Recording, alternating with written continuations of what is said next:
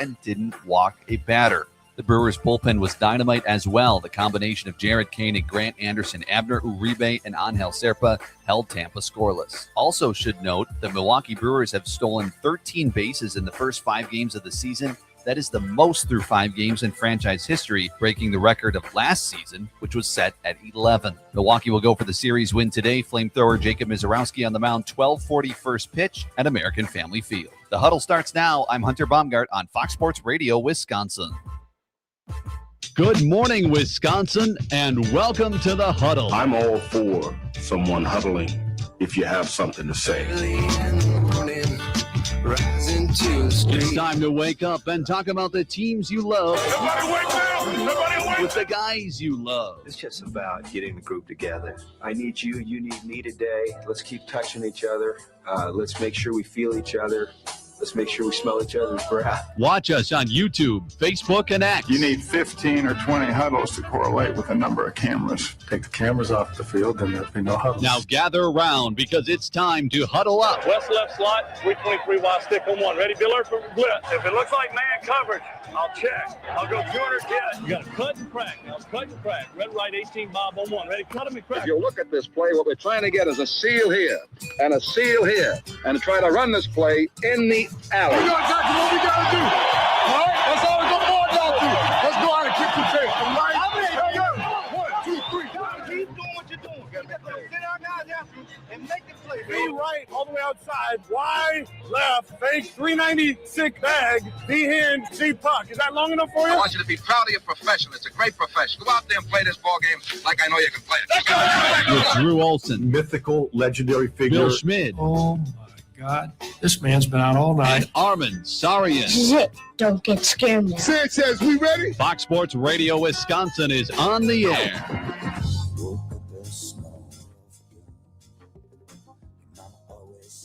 We made it to Wednesday. Let's get after it. Greetings and salutations to our smart and good-looking insomniacs, early risers, sociopaths outside the health club, and just people who are awake and ready for the Wednesday edition of the Huddle. Drew Olson, Bill Schmid, Armen Sarian bringing it to you on this midday of the week. Welcome to April. We're on to April, folks. Make sure you pay those bills. Right. Hey, listen, we got 15 days, folks, as well. 15 days to be able to get them things in. That paperwork all of a sudden stacks up. Tax time. You forget about those taxes, and all of a sudden you're like, wait a second. Intuit TurboTax. Yeah. Right, sweet. We're a little bit removed from them sponsoring all of the playoff games in the NFL, so it might hit the back burner. But, yeah, good time to get into it. Yeah. And, hey, this is no joke. We are on to April. There we go. No joke. I like that, Bill. Yeah, the amount of reels I'm watching these days with influencers with paid partnerships for TurboTax and Intuit, just casually, I was sitting around here looking at my thing like, I need to do my TurboTax. Like those reels. Oh my gosh, it's just so funny how these paid partnerships are working. Is it funny because you don't have one and you're a little jealous, or is that what the problem is? You know what? That's fine. You know what? I guess these people that do reels are more important than anybody else, and it is TurboTax time unless you file for the Big E, the extension. You know what I mean? That's the other Big E. The Big E. The yeah, Big E. well, for sure. Yeah, no doubt. Because everybody talked about the Big E. You get that tax extension. The only extension I was worried about getting was any single school assignment, Drew. The taxes I'll take care of. Listen, I like the fact that we're all rocking Brewers hoodies here this morning. Yeah, we're feeling it. We're feeling Goodness Brewers gracious. hoodies. Come see what's brewing. The Big Woo is back, and the Brewers overcame quite a bit of bumps in the road last night. Some self-inflicted, some umpire-inflicted. Wow. So funny. Gracious. We called that one yesterday. Weird night at the old ballpark, but Big Woo was the story. Brandon Woodruff, man, that stat that the Brewers came out with, that in his last, 25 starts at AmFam Field, he's 15-1 with a 2.20 ERA, and the Brewers are 22-3 in those games. Oh, just keep him around just to pitch at home. No kidding. Him and Freddie Peralta last year were absolute nails, and it felt like they were just winning every single game they threw. So Woody comes out, and he wanted to pitch in the big leagues, not start. And, he said he didn't want to waste his bullets in Nashville. And, Nashville had a pretty good start last night of their own. Good wake up. Yeah, no doubt. Henderson. But they, Woody comes out, and he's like, looks pedestrian, 92, 93. And then the velocity ticked up. But he's becoming... He's the pitcher now. He's the old guy who relies on movement. He is the Greg Maddux of the Brewer staff. last year you had no clue how it was going to play, and then you saw him start to understand that he was going to have to pitch right around that 92, 93. And then yesterday when the second cat puts the one into the bullpen, Drew, it was all right, maybe I do have to reach back just a tick more. Maybe I am going to have to live a little bit more onto the edges, but it is an impressive adjustment for a guy that was just such a flamethrower for so long in his career to be able to make. Yeah, he's like Astros Andy Pettit, or maybe like Yankees Randy Johnson. Like he can still pitch really well, just not at the peak velocity prime of his career and the injuries, but still doing his thing. After he got the customary first inning home run out of the way, which is now the Brewers tradition, just a spot. I feel like that's becoming like it's feed your go for first inning time. Yeah, I feel like it's like, all right, well, we're just gonna spot you the one. So that's how that's how he really gets started. That's just the way it goes. So I don't know. It's like starting the show off at 5 a.m. and making, like, you make a customary bad joke, but no one hears. It's one of those deals. So hey, why not? But if it's Armen's working out, workshopping material, testing it out. There we Conan go. O'Brien hosted the Oscars. Exactly. Hey, Conan hosted the Oscars, and he spent 70 nights in front of the brick wall in a small club workshopping the material. You got to experiment. Yeah. But it's been working for the Brewers, who are, now 4-1, rolling along. Brewers are rolling along, and if they win today, they beat the Rays today, win their second series, they'll leave their opening week, and we're on to April, but baseball's a week old already. Isn't that weird? But they would be 5-1. That's how you defend the division titles. Come out and 5-1 at home. You command the home field and get greedy, win today. Of course, today you've got the doubly tough opponent of you're facing the Rays, who are a good outfit, and CB Bucknor at home plate. Yeah, and the levering call and Rock being alongside for the ride on Brewers TV last night was a hilariousness for that minute and a half edition of everybody getting a taste of CB Bucknor. And then also Jeff, just as boldly as he could say, and I'm sure excited for him to be behind the plate tomorrow. Yeah. Well, everybody, when we saw the rotation, you did the math, and I saw him at second base. I'm like, oh man, he's got the dish on Wednesday. In 45 seconds. So on the bright side, looking in the wake of last night, you can joke. The joke has been, umpires aren't accountable. They are. They have their supervisors, and they get their memos just like everybody else. Hey, we need you to do a better job on the Penske file, Armen. You didn't really do a good job there. They get that too. They get their feedback. Obviously, they get instant feedback now with the ABS. Very much. They've been getting pitch tracked for several years behind the plate, and umpiring has become standardized. It used to be like, well, this is Joe Brinkman's strike zone, and this is Ed Montague strike zone, Bruce Fremming strike zone. Now it's just the strike zone, right? And they've kind of they've condensed it. But CB Bucknor, today, in the wake of last night and last week, we might be seeing his last game. Could be history today. You might have to go buy a ticket just to see history, because it could be CB Bucknor's last stand. Dude, wouldn't you want to retire? He's talked about how he doesn't like the ABS, and like Hernandez did. Yeah. Just retire. That's the part that I've never understood, Drew. Then to make everybody feel like the bad person for enjoying the fact that what we've all witnessed over the last 15 years is now being brought to light. Hey, man, you had a great run. Just enjoy it. Go out and hit some golf balls and enjoy your Tuesday afternoon. Maybe use that. Do they get gold cards? Yeah, he's got 10 years of service. Yeah, that's a good question. He might have a gold card. Go and be the umpire in section 118 every single night if you really want to. But just enjoy the fact that you can sit back and lounge on it, because they've made enough money. Now let's go and get some guys in here with a better establishment of eyes. It's a tough thing, because it feels like he's now, because Angel Hernandez is gone, we need one guy like that. So now that he's gone, he's kind of taken that mantle. And before he did, people weren't talking about CB Bucknor's performance as much. I mean, that's some more. They were. The people that knew, right? But everyone I feel like the Angel Hernandez was the big lightning rod, and then it's like he's gone. Now everyone can use CB Bucknor as their play toy to kick around, and that's just the way it is. But I'd imagine that's a pretty tough job to give up. And, these guys are stubborn, Billy. They don't think they're doing anything wrong. He thinks he's a great he probably thinks he's a great umpire, The play in question was Jake Bauers to the hole towards second base. Kid dives, ricochets, throws wildly, and Jake Bauers is safe. There was, no error. It was a hit. And, we're going on about our business, and CB Bucknor calls him out for missing first base. And you watch the replay, and he stepped in the middle of first base, and CB Bucknor, as Bauers has his foot, there's a still shot, has his foot on the middle of the base, and the first baseman's looking at the ball, dribbling towards home plate and between home plate and the dugout. Buckner's looking at home plate. His eyes are not even close. Jake Bauers' feet. It was the most ridiculous replay it had to be overturned, but it was the most ridiculous call that he invented. But the best part was because the Rays player walks over and I see him start some kind of situation. Like I thought he was trying to say Bauers turned towards second base, which we saw, and that's why he's that's why he's tagging him. And then when he's actually not stepping on the base, and Drew, to your point, he stepped right into the middle of the base where they actually tell you not to press because you might roll an ankle because of how exactly square into the center you are. Mm-hmm. But for everybody to be able to see where his eyes go as Bauers gets 2 to 3 steps away. All right, sweet. Whoa. Oh, that ball went all the way back to the backstop. Hey, you didn't touch that. You're out. You're out. Kevin Cash and Pat Murphy being able to look eyes. Kevin Cash look over and be like, wait, did that really just happen in a major league game? I don't know, Pat. He called it, so I'm going to have to go through the process. And then you ask yourself, like, if for a call that obvious that he wasn't looking at and a call that irregular to first, why is he calling that? What makes him want to call that? Like, what makes him think he should call that? And then you start getting into the real pop psychology of what's happening with umpires. And you wonder, like, are they just trying to, like, rebel against the dwindling power they have, the stubbornness of it, and say, I'm going to make this call because that's what I can still do?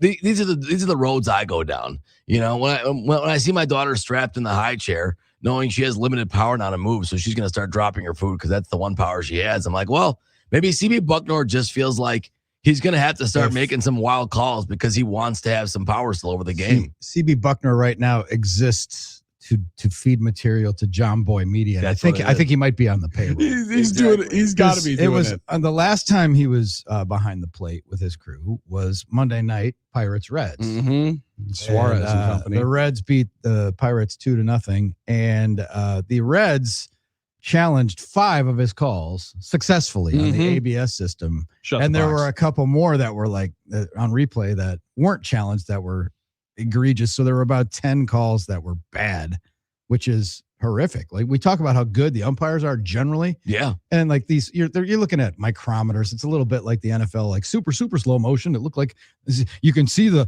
blade of grass move, or you can see, the finger wiggle. I have the best understanding of the strike zone with that score box. Yeah. Yeah. And so it's incredible, but it is what it is. And now there are cries with the ABS. Now there are people like, why do we even let the umpires call anything? Just let the ABS call it. See, instant, and as strange as it might be, because I am always get the call right guy. Like, let's make sure we get every single call right. I actually appreciate the fact that there's some strategy to it. Now, I might go 3 strikes and you're out. Yeah. I might give an additional ABS challenge just so Bryce Terang realizes that he can use one, because I think every single game, damn near every at bat, he's had one call that I probably would have tried to challenge, and he just gives a little side eye of I'm pretty sure he missed that one, Blue. But you have the ability to do it. I don't know that the pacing would be all that bad if you just had what the NFL is apparently going to get rolling here, which is somebody up top saying, hey, strike, ball, strike. And now the mistrust in all games with as much legal wagering as there is going on, I actually going to stoke some flames if somebody else is calling the game from reading it off the television like we all are. However, it would be the closest to getting it right every single time. But I think this is the perfect blend where you do have umpires like Bucknor being able to be as annoyed as he was while Suarez was dunking on him, but also realizing, like, Drew, you're 10 calls in a game. 10 calls, there's what, 250 pitches? That's pretty good.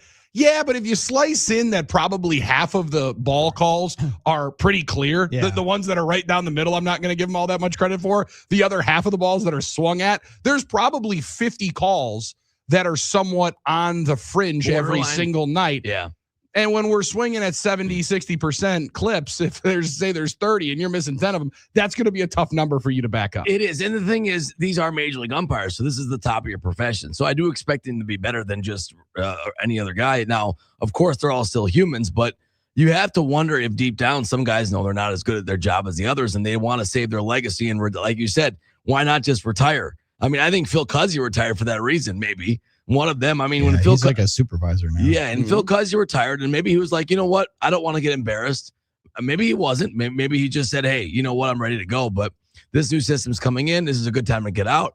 I don't need the emperor to have no clothes and have everyone come up and see me miss calls and say, your legacy as an umpire is terrible. Although I don't know how much that matters to some of these guys either. I think we overrate that aspect so much. Does anyone talk about umpire legacy with balls there's and a lot of jobs, ours included, where you kind of have to ignore the noise. And absolutely. You get stuff wrong. I get stuff wrong. People tell us we suck. Yeah. And, it's like, okay. The people that aren't fans, it's just, there's part of that, but CB Bucknor at the plate. What's the Potawatomi Sportsbook over-under on ejections today? Just out of curiosity. I think it's set at 1.5 for the possibility that a pitcher and manager get run. Which manager of the year is going to get run? Kevin Cash or Murph? I think the craziest number out of 2025, right? 97 wins, most in franchise history, 14-game winning streak, 2 different double-digit win streaks. I don't believe Murph got ejected last year, which is kind of crazy. He went from like 7 to 8 ejections to 0. So I am, Drew, actually excited to see him get run one of these games. And it is funny to okay, that happened last night. It's what was the old thing about when you make a great play in the field, you're always the first one up to bat. It's like it just happened to have that controversy, and of course he's behind the plate today. And he's going to be watched like a hawk by everybody. Everyone's going to wait for something crazy to happen for this. It also reminds me that I think, personally, this proves this is the best system going. Because, it still makes, and I tweeted this last night, it still makes life more interesting and the game more Definitely interesting does. when these things happen. But at least now we have a chance to still enjoy it and still get justice on the call, which was the annoying part earlier with Angel Hernandez. This is the equivalent, and you were saying it, Billy, like when you're sitting there and it's 200 pitches, you're going to miss one, right? It's human. You're human, right? Sure. And sometimes when a guy will call a pitch right down the middle, absolutely like split the heart of the plate, and they'll call it a ball, and you just go, oh, that's awful.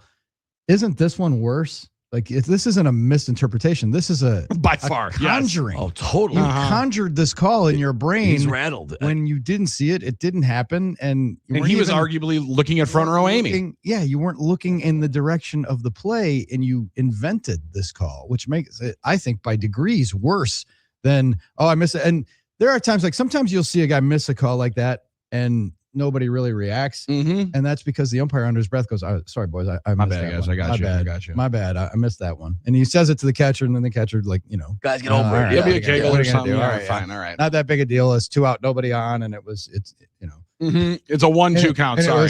So it's like, oh, okay. But in this case, though, especially like Bauer's like, what? He missed the back. And again, everybody initially thought, did he think he turned? Because he could have tried to stick to that too.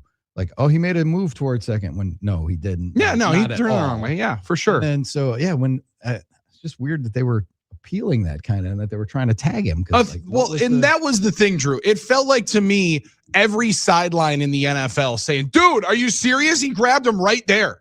How are you missing that? He grabbed him right there. He said, you know what? You're right, man. I'm sorry. Convinced him, yeah. Throws the flag, defensive pass interference, because he clearly did grab him on the way by. You actually weren't just that fast. Here's one that only Armen and the old souls can get, because Armen is an old soul.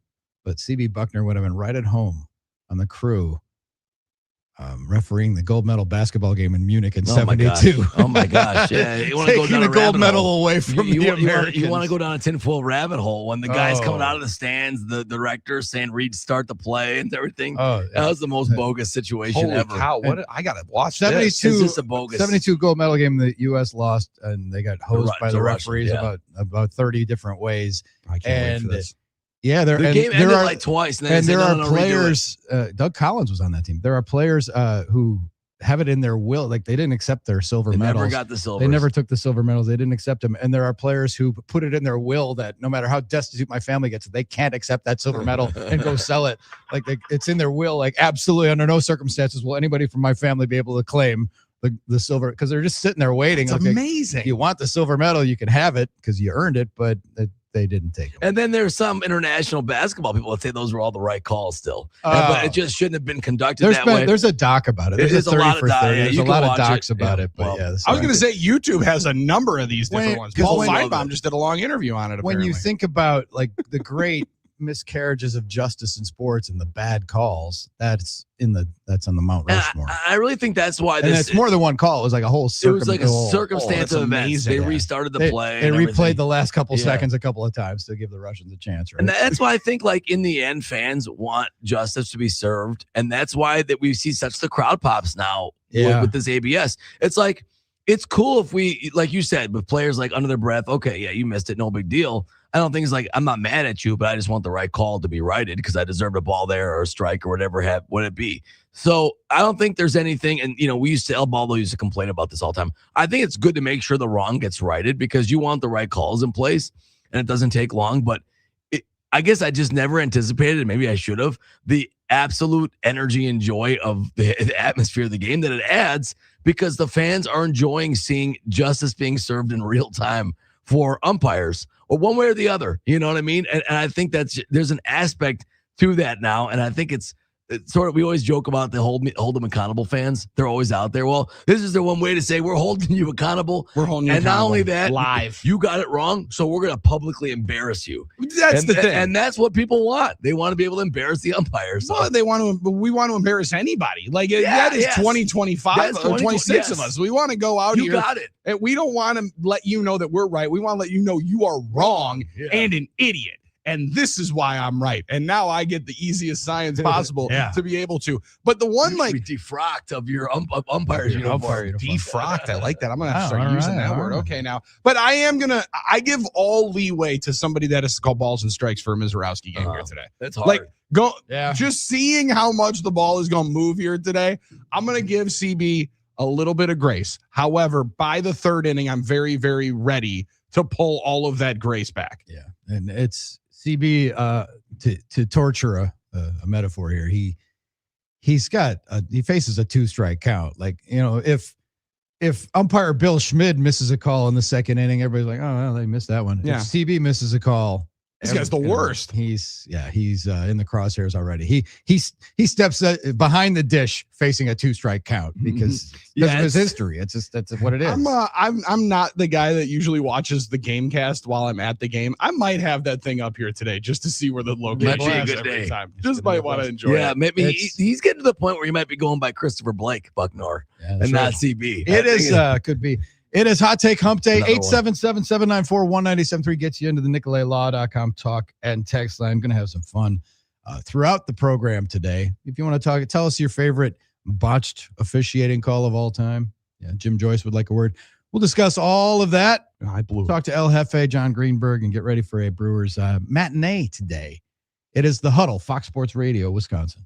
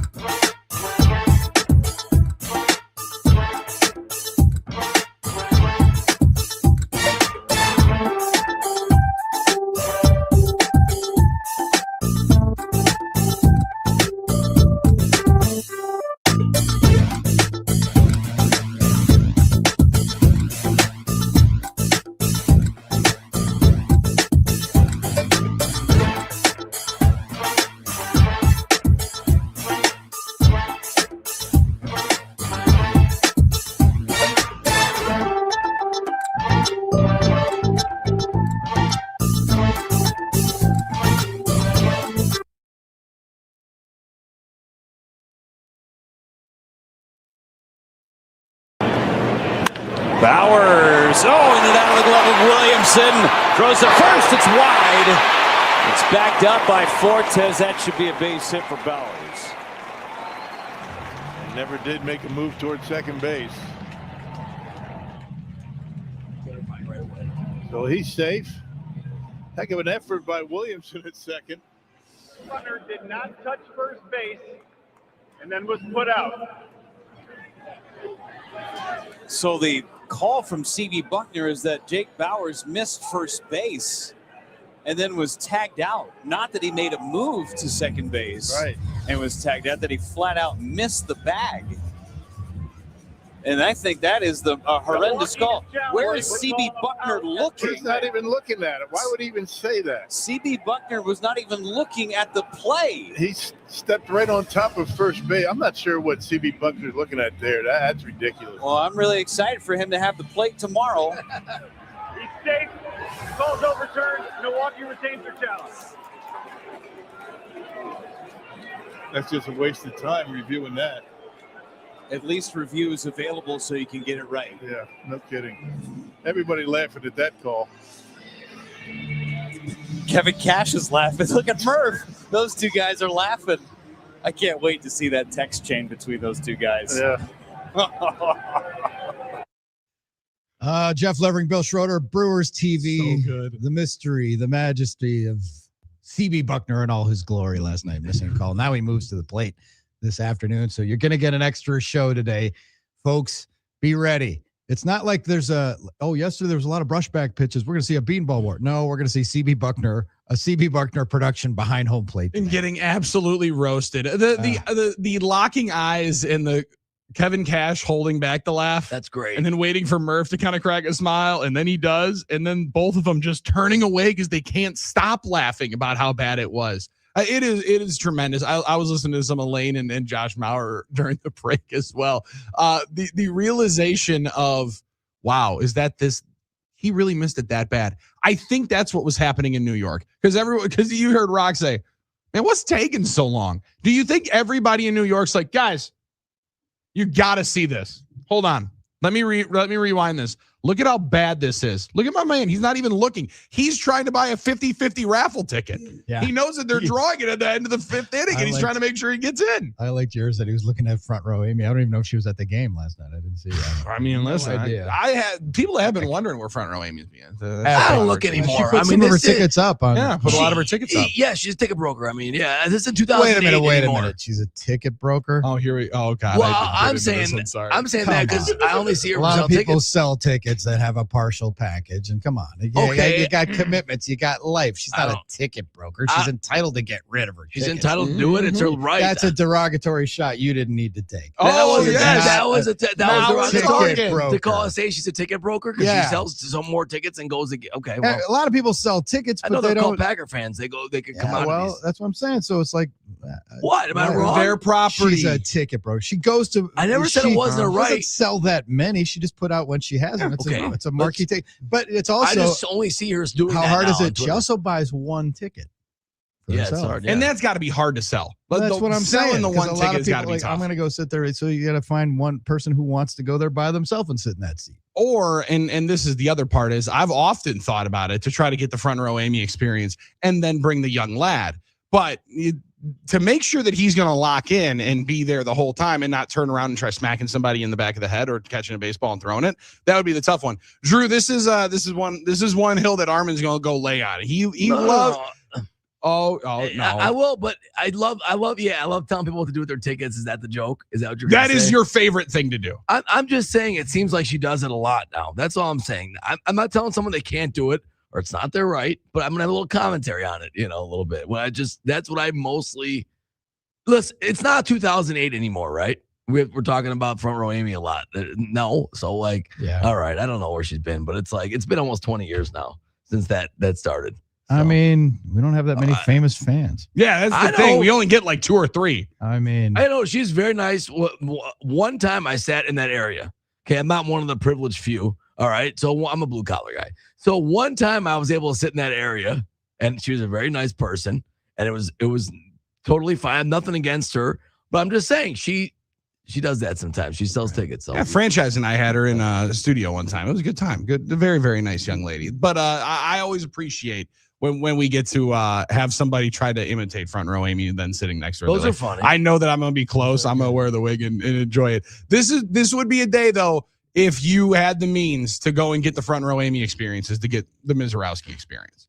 I mean, to see him throw here today is going to be one that I'm going to enjoy. Also, former Brewer Drew Rasmussen, who, let's go. When you really start thinking back to it, Drew, that's a trade that worked out for both sides because he's the centerpiece of the Willy Adames trade that brings Willie into Milwaukee. And you got to give something to get something. Rasmussen has been nails in Tampa and has been phenomenal, but he was a really fascinating story coming up. What do you have, like 2 shoulder surgeries or 2 elbow surgeries? And there was question if he was ever going to be the pitcher he could be. He has, and it's going to be a great matchup there today. He's been an all-star. Yeah. Right. I mean, he's phenomenal. Brewers certainly aren't going to lament the Willy Adames trade, but the Rays got something back. Good baseball trade. Help both teams. Help both, yes. That JP Fireeisen guy had a cup of coffee, didn't do much, I don't think. Right? No, but I think what it was Steven's point, he probably sold he sold like 50 tickets, I think, to one of those games. So that's always a good deal. And the Rays, like looking back, based on what happened to Wander Franco, they might have been better served keeping Willy Adames. Yeah, just saying. Clubhouse leader, great human being. Yikes. Hand him $100 million. Hey, listen, there's a lot of times where you start looking back of saying, hey, you got to know the player that you're bringing in here or what they're finding themselves into. Well, there's a guy not brokering anything these days. Yeah, that's true. It was the mom, I believe, though. Brokering. This will be Rasmussen's first game at American Family Field, when he was dreaming of being in the big leagues. It was to go pitch for the Brewers at American Family Field. You think Brewers fans will remember and give him that type of welcome and stuff like that? I don't think so. No, but he does have a sweet beard. He's always one of my favorite grabs in fantasy baseball because he just chews up innings. Good pitcher. Now we've had our friend Boss Dobler waking up with us here on the YouTube stream right out of the gate. I like that foul ball on Armen. He's not happy with me. She is a stadium icon. Amy is a stadium icon. We only have about 2 or 3 of them that we can enjoy. That's true. He also said, how about that Garrett Mitchell performance last night? Now, I was wondering, I don't know that if Babe Ruth walked out of the dugout himself, that I'm pinch hitting anybody for Gary Sanchez. Then, case in point, go right back to Sunday when Gary Sanchez is the one that Christian Yelich pinch hits for. So while I'm sitting on my couch, I'm like, I don't know why on earth anybody is hitting for Sanchez when he just obliterated a ball to the point in center field. Case in point would have been Sunday, but Garrett Mitchell looks like he's trying to find it right now. He does appear like he's struggling at the moment. The Brewers are trying to find him any kind of barbecue chicken that he can get to get something good for the soul. Yeah, and I'm all about playing, a tendency number or believing in a system, but it sure seems like that's one of those situations where you say, Gary Sanchez has been looking good. Obviously, he's just laced one, all that stuff. Maybe this is the night to keep him in the lineup. I'm with you on that one, Billy, but I think there's an aspect of that too. We're 5 games in. It's still super, super early in the year. Wants to get certain guys find going. A good spot. Get Garrett Mitchell a good spot. Garrett Mitchell's had 10 at bats. Yeah. I mean, and it's nothing, right? It's not for nothing. His on base is like 385. Yeah, I don't think he's been that bad. We don't know about anybody yet. I think that's is Sal Frelick going to be bad this year? I don't think so, but he's struggling hard. Right? We're finding it. Yeah. With Mitchell, you can say, oh, he's cold. He's 2 for 10, but he's thrown 3 walks. Right. It's a good point. I mean, his numbers in that sense aren't terrible. Again, like I'd lead that guy off and win the pennant. Give me a guy with 385 on base. Yeah, but when you're sitting here and he goes, rolls the over 4 like with 3 Ks the night before, like that, you're just trying to find him a good spot. That's true. And it ended up being a good spot because the guy's splits were like 600 OPS against righties and damn near like 900 against lefties. And since punching out as a pinch hitter, I always say is like pinch hitting. You coming in cold jock, Oh, for sure. Okay, I'm not in the flow. That's especially for a guy who's not used to doing it. Yeah, and that's where like we talked about it during spring for Mitchell. He played 25 games a year ago, and it does beg the question to would it be even better and behoove him the most to be able to play every single day and get all of the runway? Because I just don't think you're going to be able to do that, and the Brewers are never going to play that way in the big league level. But Murphy is going to try to find last night where, hey, we got 2 on. We got a guy who is definitely going to give it up against a left-hander. Let's get in there and try and see if you can get that big hit and spark some Give him a confidence. shot. Great time to Absolutely. do it, but one of these days it's going to crack. Especially if he's He's healthy. punched out 4 ABs in a row. True. That's over 2 days. Well, but and since the homer Yelich just struggled, that's just the way baseball goes. Totally. But the thing with Garrett is like, we haven't had that many opportunities to see him consistently healthy. So if he is healthy, we might as well get him some at-bats now if he does going to get hurt Right, again. but if you're going to get the at-bats, why would you not get him every at-bat possible and maybe that be in the minors? Be a starter, or minors, anybody who's carving on him is they're buying into the short sample early season syndrome, right? Because he struck out 3 times in one game, then struck out in a pinch hit appearance. The day before that, he had a couple of hits, a couple knocks, and drove in a couple of runs. Like, okay, and 2 walks on opening day, no doubt about it. I'm just saying, from like the being able to play every day, I don't know you're gonna get that runway here, right? Is that fair to say? True. That's true. Absolutely true. There's too many options right now. Yeah. I mean, and that's even with Jackson being hurt. I mean, you have Lockridge is playing well, so I think you have a good point there, Billy. It's going to be tough for him to catch a groove when he's not playing every day. Well, and Lockridge being continuing what he ran through in spring training has been phenomenal. Just awesome. To see. He's playing awesome. And that's the other thing. You don't know realistically, cognitively, logically, will that last forever? Lockridge, like, he's going to keep doing this? I don't know, but you might as well catch the heater while he is, right? Roll on it now. That's the thing. Yeah. I ain't getting off this table. 877-794-1973 gets you in. We want your hot takes today. Hot Take Hump Day. Plenty of fertile territory. We've been burying the lead today. We got to see a unicorn last night. The Bucks and Brewers won games on the same 24-hour period. How about the Bucks? Never happens. Crab Cooper Flag, here's your double-double. Welcome to Milwaukee. Have a bratwurst. We'll see you next year. I don't know. His mom had to have been mad with that one. And be ready to finish second in Rookie of the Year balloting. Ooh. Oh, wow. I love that. It's rolling more and more con, and he's winning every single game that they're playing dang there. He's playing in meaningful games. Mm-hmm. We could tee that up, too, on a Hot Take Hump Day. There's some actually interesting debate in the NBA. Like I always say, the NBA regular season is the worst. People are debating the MVP. We'll talk about that as we move forward. You're listening to The Huddle, Fox Sports Radio, Wisconsin.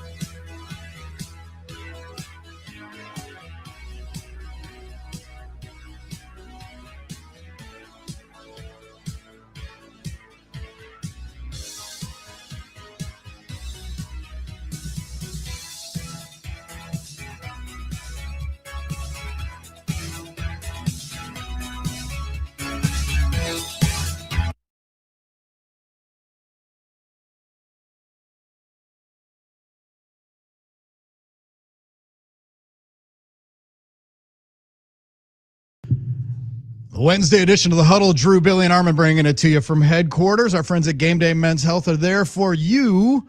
GameDayMen'sHealth.com. If you have not visited them yet, please do so. Check these people out. Find out what they're about. Go online, surf around the site, and then sign up for a free, no obligation test, blood test, consult. You're in and out about 45 minutes, and you can find out if they can change your life as they're doing for thousands, not only statewide, but nationwide at GameDayMen'sHealth.com.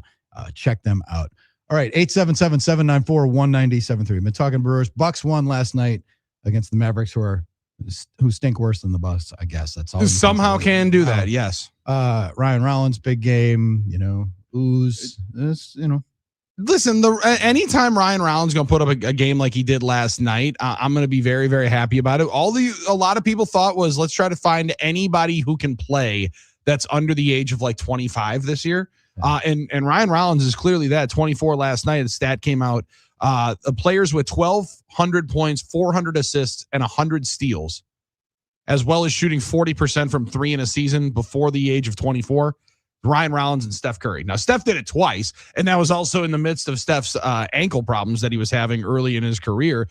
Rollins is getting a ton of usage. He's getting to throw the ball, take a ton of shots every single night, but he was efficient last night, and it is nice still, Drew, when they play a team that is also Cheeks, to just celebrate them winning a game, even though I know there's folks that are like, I just want you to get close and then lose. I struggle that if I sit down and enjoy the entertainment, at the end of the day, I don't want to get the payoff. Like I do want to see at the end of it, my team have more points than the other one. Call me crazy. Yeah. You're not crazy. Totally. I totally agree. And you're not what's the advantage of not? I mean, at this point, it's minuscule. Because it's like it's going to be so close. And the more and more, again, I haven't had to deep dive into the NBA draft very much. Now with the Bucks or the Packers not having a first round pick, you really have to dig deep into the NFL draft to find out who's going to be there. But like the folks that do the NBA draft are just pointing it out. There's like 10 to 12 legit dudes that are going to come out in this draft. Yeah. And you're going to get one. Draft, You're going to get one. And then the hope is that you don't mess it up like you've had it for 8 different first round picks that haven't been able to play for you. You're not going to get the kid from BYU or Missouri or the cream of the crop, but hey, it's all good. Look, you get lucky and hit that hit that ping pong ball jackpot, right? Listen, there was a really, really great player that went 5 in that 03 draft. And now chances. There have been a lot of drafts that people have tried to say we're going to be the 2003 draft. We haven't seen a draft actually be the 2003 draft since 2003. But when you have this many different players that are coming out that are excitable, hey, I would love to see it if Acuff ends up coming out. Yeah. But again, I wonder how many of these guys are going to end up staying in school because they can make a certain amount of money right away. That's true, Billy. And there have been great players that go later in drafts. I hate to say the L word, luck. You got to hit the jackpot. You got to get a little lucky here. So we'll see what happens. Maybe the fortunes will turn. Do you think that you could see guys actually staying in school or not being like somewhere in the lottery, Drew? Say like 7 to 15. Ooh. If you think you're going to go in that back end of the lottery to say, you know what, though, I'm going to lock up a quick 12. I can get 9 million from some school. Right. What did they say Axel was getting from Michigan? 7 to 9 million? It's some crazy number. If I can get 10 or 11 million up front. Yeah, it's not the worst thing. That's hard to say that I'm just going to pass that up. Play and less not games. Go up. Yeah, less games, shorter season. You're really not locked in for more than, I mean, why wouldn't you? I mean, that's more money than most rookie contracts. I think all rookie contracts. Maybe. Right away. Yeah. And again, the race is to get to the second contract and get to the big money deal. But we've wondered if we'd see guys do it in the NFL. The money is still not totally there in college football, but you just saw Dante Moore, the Oregon quarterback, say, yeah, you know what? I can make the same and play at Oregon, or I can go play for the Jets and be out of the league in 3 years. Right. So maybe I'll be a little bit more selective when I know where I'm probably going to go. I'm going to miss that one, and I'll make the cash and then go back here. Yeah. The uncertainty of where you go, maybe that holds it back in the NBA. That could be. 877-794-1973. Hunter Baumgart was at the ballpark for us last night, as he is wont to do. Let's go to Hunter's recap of the Brewers' victory over the Rays. Thanks, guys. The Brewers get a bounce-back victory, 6-2 over the Tampa Bay Rays here tonight. They'll go for the series win tomorrow. It was a chaotic evening in all phases here tonight at the ballpark. And that's what you love about baseball. You never know what you're going to see at the ballpark. Well, 2 challenges that the Brewers had tonight ended up giving them runs. First, Bryce Terang tagged out on a 1st and 3rd situation where he ran to second base. He was tagged. Ball popped out of the glove, but they said it was on the transfer, not so much on the challenge. Pat Murphy describes. Yeah, I had to clarify what it was and give the umpire credit. Dan, he was great. He just said, hey, Murph, what they're calling is that he had control of the ball with the tag. Now, I'm going to give you time to, if you got to tell me if you're going to challenge it. I'm going to give you the 15 seconds to challenge it. That's it. I had to get clarification on the call. Once I did, our guy said, go ahead and challenge it. So I challenged it. And then later, another challenge. Jake Bowers touched first base, but they said he didn't. They challenged, easy overturn. He scores on a Brandon Lockridge double. Also, Gary Sanchez and Jake Bowers both with home runs on Tuesday night as well. So it was a eventful evening, especially on that offensive side. Now, on the pitching side, all eyes were on Big Woo, and he performed. 5 innings, 2 earned runs, 6 strikeouts, did not walk a man. Great to see Brandon Woodruff start the season like that. And then the bullpen came in, 6th, 7th, 8th, 9th, held the Rays to 0 runs. Awesome job, Jared Koenig, Grant Anderson, Abner Uribe, and Angel Serpa.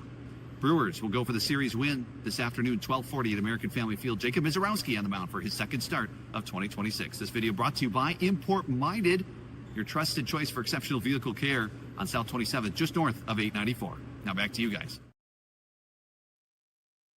Thank you very much, Hunter Baumgart. Always good to have boots on the ground. It's and my Hunter favorite. at the ballpark. And also one of my favorite parts of the Hunter experience that you get to enjoy on YouTube here with us on the Huddle is the different spot, the different vantage point that he does the recap from. He was doing that one from the Dolph spot. Yep. That was from Dolph's viewing area there into the right field spot in the corner. Yeah, Sal's Pals area. There is still a little bit of standing room only spot that you can get a good view of.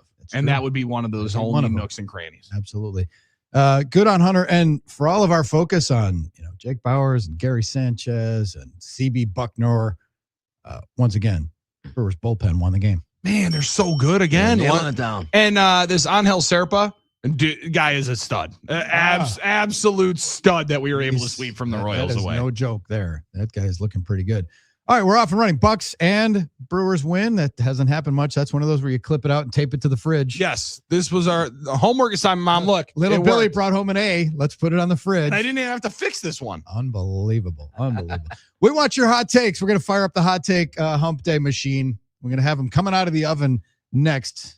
877-794-1973. Get you to the NicoletLaw.com talk and text line. Look forward to the interaction. Streaming on the YouTube, X, and Facebook. Of course, coming at you 920 Milwaukee, 1070 Madison. You got us until 8. Enjoy us while you can. It's the Huddle, Fox Sports Radio, Wisconsin.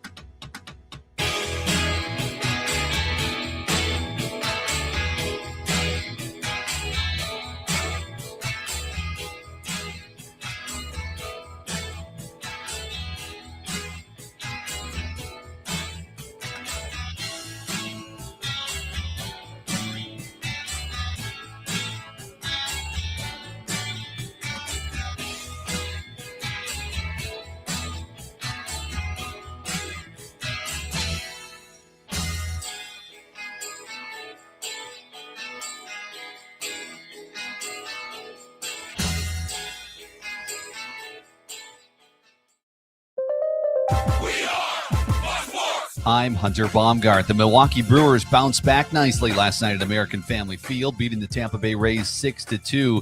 After suffering their first loss of 2026 on Monday night, they got right back into the win column on Tuesday night. Brandon Woodruff made his much-anticipated 2026 debut on the mound, starting the game for the Crew. He went 5 innings, struck out 6 Rays, didn't walk a batter, and allowed just 2 earned runs. On the offensive side, Gary Sanchez and Jake Bauers led the way with home runs for the Brewers. Also, Bryce Terang had a productive night at the plate, driving in a couple of runs. Milwaukee will go for the series win today with flamethrower Jacob Mizorowski on the mound. 12:40 first pitch. Drew Rasmussen, former Brewer, gets the ball for Tampa. And the Bucks got back into the win column last night, a 123-99 victory over the Dallas Mavericks. Ryan Rollins led the Bucks with 24 points. They're at Houston tonight to face the Rockets. The Huddle continues next. I'm Hunter Baumgart on Fox Sports Radio Wisconsin.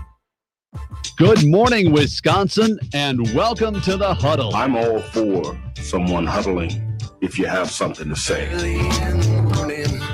It's time to wake up and talk about the teams you love with the guys you love. It's just about getting the group together. I need you, you need me today. Let's keep touching each other. Let's make sure we feel each other. Let's make sure we smell each other's breath. Watch us on YouTube, Facebook, and X. You need 15 or 20 huddles to correlate with a number of cameras. Take the cameras off the field, then there'll be no huddles. Now gather around because it's time to huddle up. West left slot, 323 wide stick on 1. Ready, Biller for blitz. If it looks like man coverage, I'll check. I'll go 200 get. You got to cut and crack. Now cut and crack. Red right 18 bob on 1. Ready, cut him and crack. If you look at this play, what we're trying to get is a seal here and a seal here and try to run this play in the alley. We know exactly what we got to do. All right? That's all we're going down to. Let's go out and kick some tape. All right? 1, 2, 3. Keep doing what you're doing. You got to sit down now and make the play. Be right all the way outside. Wide, left, fake, 396 bag, D-hand, C puck. Is that long enough for you? I want you to be proud of your profession. It's a great profession. Go out there and play this ball game like I know you can play it. With Drew Olson, Mythical, legendary figure. Bill Schmid, Oh, my God. This man's been out all night. and Armen Sarian. This is it. Don't get scared now. Sanchez, we ready? Fox Sports Radio Wisconsin is on the air. Wednesday edition of your favorite little morning show, you early risers. Welcome in. Good morning. Have that sinker, that first cup of coffee, perhaps. Yeah, no doubt about it. 3 S's are very, very important to be able to get yourself and Yes, set yourself up indeed. for success here on this hump day. It's Drew, Billy, and Armen from headquarters. 877-794-1973 gets you to the NicoletLaw.com talk and text line. Going to be humping some hot takes right now, baby. This We is a welcome them. Come on now. I'm trying to mix up the hot musics. You know, Well, I'm excited because this was like the theme song of one of my old favorite slot machines. really this one. All Oh right. yeah, They're a stuff. little hot stuff. Yes. Little devil baby. What was the name of the machine? It was like hot. It's called Hot Stuff. It was called Hot Stuff. Yeah. Oh, yeah. And my Yeah. man would drop down, little devil baby, and bang, and you start winning that wicked wheel, You know, spinning that it's, bad it's a boy. banger. Now listen, here's the thing. I mean, it's Hot Take Hump Day, and I feel like I disrespected Donna Summer, the great Donna Summer, by not playing her enough. So I figured I'd throw this in. This to is get- phenomenal. Yeah. This will excite you, especially on a day that is going to be the coldest of the week. After we did have some hot stuff in the first couple of days, now it's going to be windy and cold, and then jet right back up there. That's where our friend Janny and Appleton fired up on Hot Take Hump Day, Drew, right out of the gates. It's a hot take. Mother Nature's the biggest April Fool's joke. Winter weather advisory for snow, freezing rain, and ice up in Outagamie County, second biggest. CB Bucknor, the guy is an absolute joke. So hey, listen, it is a tough one here today. Cruel joke by Mother Nature here on this day. Get hot and stay hot. Get hot. Oh, there we Stay go. hot. I like that. 877-794-1973. Hot take. The Bucks won a game last night. Brewers won and the Bucks won, which is rare like this year in recent vintage. It's Very been much rare. so, yes. It used to be a regular thing, but now it's become more rare. But the Bucks winning a game. Hot take. The Bucks won that game in honor of the leak that Doc Rivers is headed to the Naismith Basketball Hall of Fame, where he will be joined by Amari Stoudemire, Candace Parker, and Elena Della Donna, according to a leak. Shams had it, so Yeah. probably Pretty good right. one. Now, And this is a better leak than the Brewers City Connect uniform leak that may or may not be true. Is A little bit it a better. bit better of a leak? Yeah. A stronger veracity? more veracity. But Doc going in the Hall of Fame, deserved, Mm-hmm. no question. but I still don't think he should coach the Bucks beyond this season. Yeah, listen, a tough one to this to be the way you go out on your Hall of Fame coaching career because he's won so many games. He's had some really, really good teams. I saw a lot of people joking around like the most famous thing for Doc Rivers is having the most teams wanting him fired, most fan bases calling for his job. But you don't get that many opportunities and be that close if you don't know what you're doing. The team obviously falls short this year. Now let's get him to celebrate and enjoy retirement and continue to play golf because it does seem like Doc really, really likes playing golf. And people say that he's a lot of fun to play golf with at LA Country Club. So just go and enjoy it, brother. Go and enjoy the Hall of Fame. Go and enjoy this. And if they ask you to do any kind of advisory role, just say no. Yeah. Let's just say no. Just say no to working. Yeah, I like that. Go do something else. All right. We want your hot takes. Let's have them. The hotter, the better. Let's fire up that oven or that the will black make stone me or whatever hot it and is. bothered. Hot and bothered. Right. Hot and heavy. Couple of drops there for you guys. Hot and heavy All right. for Jake Jarmel. Had to throw that at Armen. So hot take. I love a good sports controversy. Mm-hmm. And people, it's like buyer beware. Our friend El Baldo Zabe always said, like, social media and especially X is a loaded Uzi next to the nightstand, and you spray it around indiscriminately. You can hurt yourself or others, especially yourself. Yeah. But the controversy of the week, to me, the Danny Hurley headbutt. Non-controversy, you're saying? The non-controversy.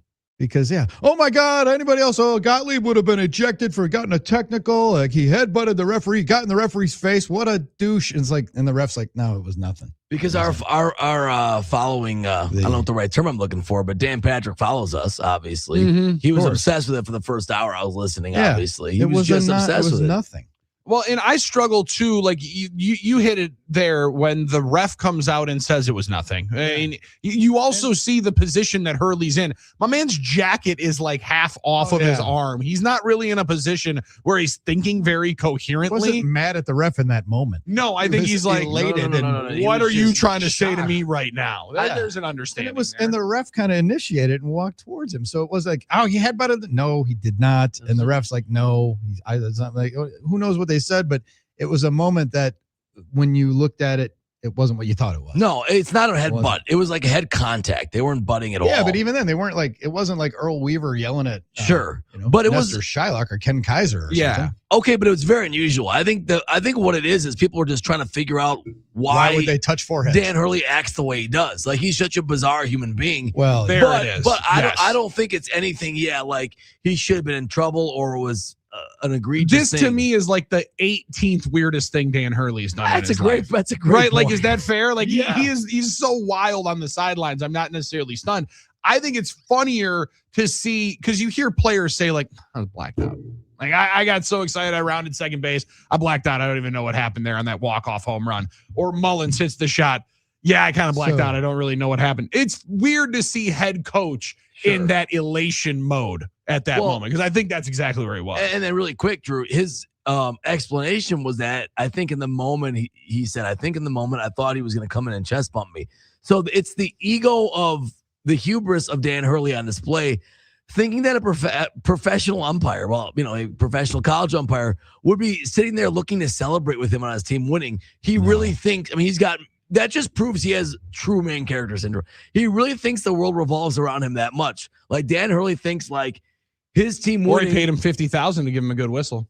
Well, okay, if we're doing that. If we're doing that, Billy, oh boy. Here's the thing that the referee was, as Hurley said, the referee was coming up to inform him that there was more time on the clock. There was more time, yes. Normal It's stuff. a normal thing, and that it wasn't there. now. And then he did say, I thought he was coming over to chest bump me and say that was flippant. He wasn't going to get a chest bump. Okay, but you just don't know it, Dan Hurley. I can get your point. But that's just it. That was a joke. And then he said, it's not like that for me with him.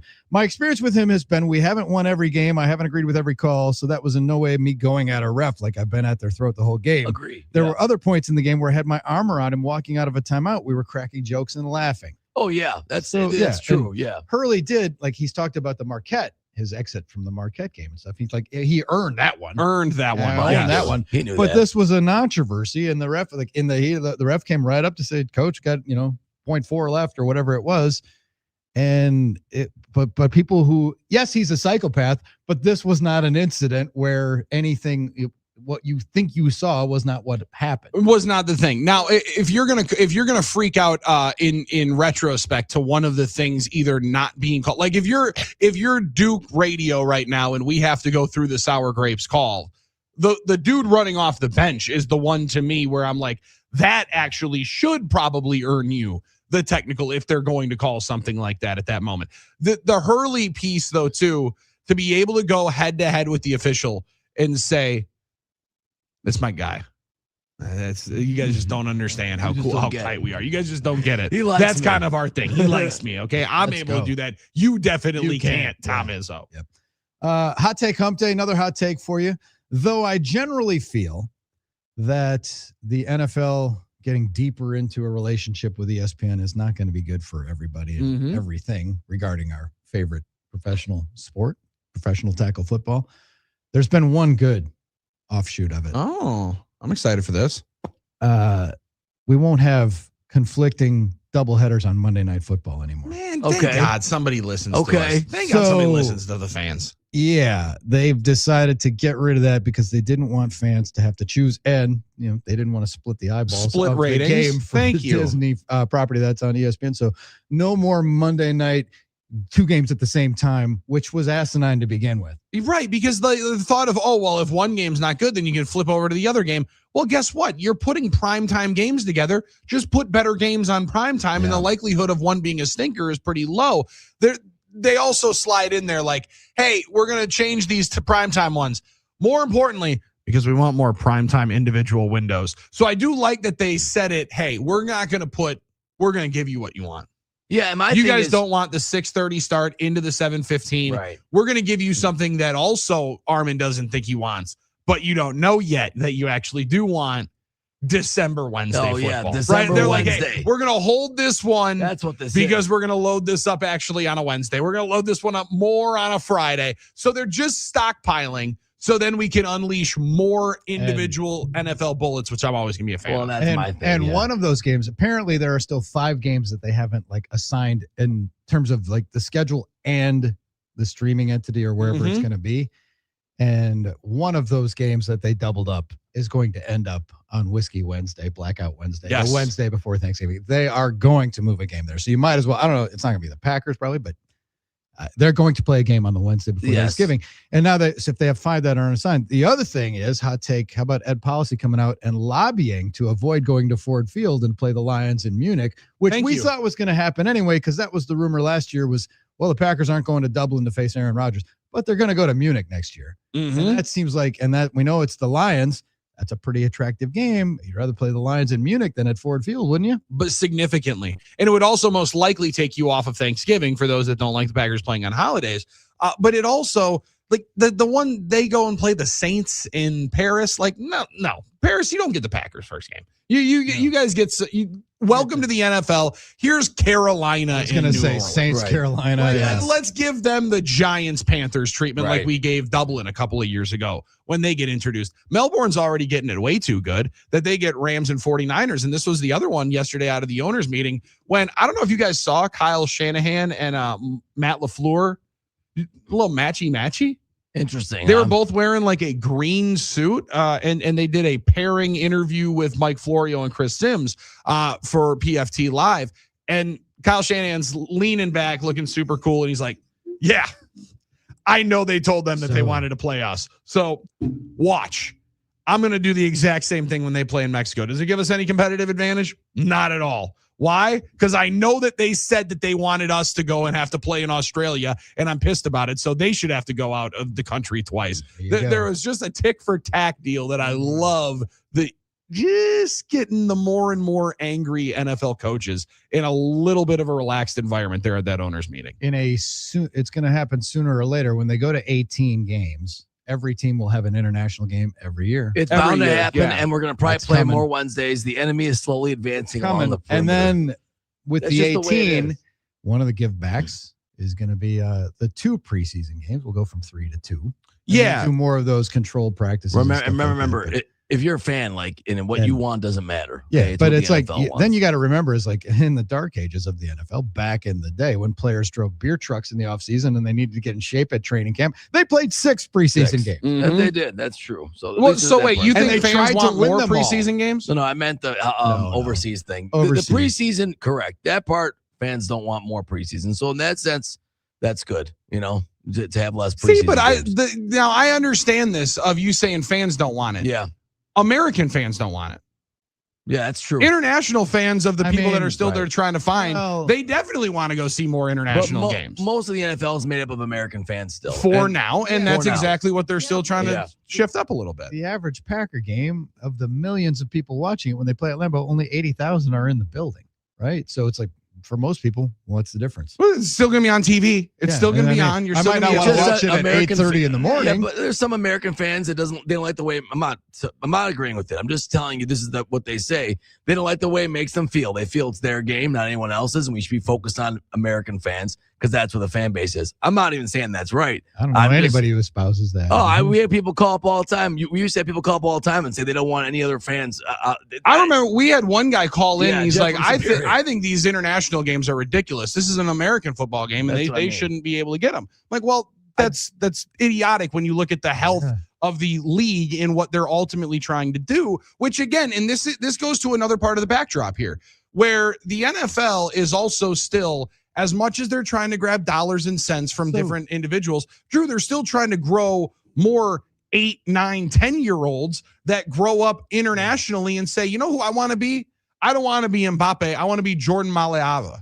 I want to be the left tackle for the Philadelphia Eagles after I play Australian rules football, right? I want to go and be Daniel Whalen after my soccer career ends and go play American football. That's the part, is they want to be able to grab the best players and athletes from all around. It's going to be interesting culturally. And Armen, I don't hear, that seems like a probably minority of people that would say that, because most people, I'm watching the game wherever it is. I don't really care, right? But I agree with you. We also know who you're hanging out with. But based on what we saw, that would make sense. Based on what we saw a couple of months ago, when people some people melted down over Bad Bunny playing halftime, how are people going to like people who never in their wildest dreams could even imagine going to a Super Bowl when a Super Bowl goes international? They won't like it. They won't like it. And That a one lot will of be people more. People will be mad, but like, why would you care? Because it's for corporate fat cats, and I most know, people aren't but- paying $5,000 to get into a game anyway, because they feel it's So an what's the American difference? game that should sell.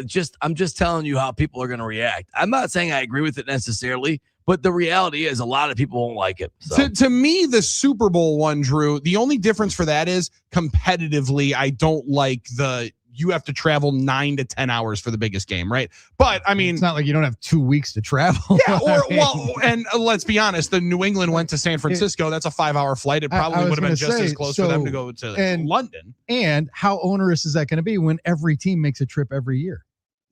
Yeah, well, and then it's not like it's going to be a new thing. The media starts with me. The lack of amount of American coverage that would go over and actually say we're going to spend here for the budget. That would be the one that I'd be upset. What's their most successful market, and where would the best weather, facility, atmosphere be? What would be if there was an international Super Bowl? What would be the first market? The first one will be London. Right, they have the longest history. And the most, I think the first one will end up being London. I think and again, for not even that part, Drew, I think the dumb one would be to kind of try to say that they would middle it in a gambling term of it's not as much of a difference in the time zone, right? It's not as far of a leap as going to Barcelona, if that stadium would ultimately be the best one. And the thought of we're still going to get a bunch of the American media. That to me is also where the Super Bowl goes to when it turns to that full global event, if they're able to. The hot take that I got about the Super Bowl is coming out here. Get ready for 18 games, not this upcoming season, but next. Oh, yeah. Because there's not a date set for the Super Bowl of the 27-28 season. There's only one reason, is because they want to push and get it to the 18th game. That's why they had to make sure that J.C. Treader got brought in for the executive director of the NFLPA as quick as possible, where their negotiations with their television rights out at the end of 2026. They will play 18 regular season games in the 2027 regular season. I'm with you. That I just booked that. That's coming, and it'll be 2 preseason games because there's be a give back. Yeah, and there's so many different ways that you have to. There's so many different things that you have to have dialed in to host the Super Bowl, like convention centers and hotel bookings throughout that. Like to know where that one's going to be. That's wild. They haven't picked that exact date. Right. The other one in the 18th game that I don't like, Drew, is the thing that was floated out of the quote unquote voluntary 17 game plays. I don't know if you heard this of how they floated it out of you can only play in 17 of the 18 games. You have to sit one. Or you can voluntarily waive it and play in all 18 if you're healthy. But yeah, wasn't that for non-quarterbacks or something? Yes, for anybody non-quarterback, you'd have to play 17 of the 18 games. I don't like that. Too gimmicky. Just my opinion. I don't like it. It's a little bit. It's kind of strategic. You might dig it, but there's some strategy involved. But there's enough strategy involved in actual football that I'm okay with. By the way, the average temperature in February in London, they would be playing. For us, it would be like an afternoon game, right? Yeah, it would be. They'd have to shift it a little bit earlier. Yeah, I just a little earlier. Average temperature something. would be in the 40s. High 40s. Well, mid to high 40s. I guess my last thing on that at the Super Bowl play, the most famous league and the most popular sport in the world is the English Premier League, and they don't play any of those games anywhere else but England. And they have international players in the international world watching those games. So that'd just be my opinion there. That's the last thing I'll say on that. I just don't. I don't think it should move out of America. All right, Forrest. That's all I have to say about that. Well, I know we're going on a new hot takes. They played soccer games in American Family Field. Soccer games, but they're not playing the most important week of the EPL season. In St. Louis. Sure, they're playing at Old Trafford and all these other places and Anfield. They're playing at the home stadiums of the English Premier League. Well, there's also a part of the player safety would say that stadium would be healthier for them to play in because they actually have natural grass. They actually have grass. They put it in Atlanta. They just had it there. I saw somebody say that yesterday. Like, they obviously don't care about player safety if they're doing this in NFL stadiums, right? Yeah. Clearly. You got to respect soccer for doing that. They definitely don't. Yeah. They never have. That's right. 877-794-1973. React to what we have to say. How about we'll give you that 18th game and then OTAs go away or minicamp goes away. Yeah, and I don't know that it's going to be. I don't know that that's a good thing. We'll have a rookie orientation, but veterans, you're going to get more of your summer back in exchange for that 18th game. Hot take: they're not taking anything away; they're just adding to it. I don't know, but you got to give the players something. They need a win. They need a win. So that might be it. Like, okay, OTAs are optional in name only, or organized team activities. It used to be people thought it was optional team activities. Organized team activities. It's babysitting. Mm-hmm. Yeah. Oh, it's all voluntary. So they will cut back on some of that. Yeah. Add a week to training camp, even though you're playing fewer exhibition games, but then get rid of the part is you actually more of their actual time off. Yeah. And you also have injuries. You also have to practice every day, right? Like, and as much as this is the weird give and take of it, Drew, like, hey, we'll take the games off, but you know what? We actually might need to have pads on a little bit more during practice to be able to withstand some of this, because what we don't like is what you actually need to be callous to be able to play in the games that we want to have happen. So 1,000%. Real give and take. All right. So we don't have Dolph one more day for halftime. However, we're going to have plenty of hot takes coming in here on the comment section and the text line. So we'll have plenty of stuff here. All right. So yeah, we need audience participation to fill in for Dolph. Halftime is next. It's the Huddle, Fox Sports Radio, Wisconsin.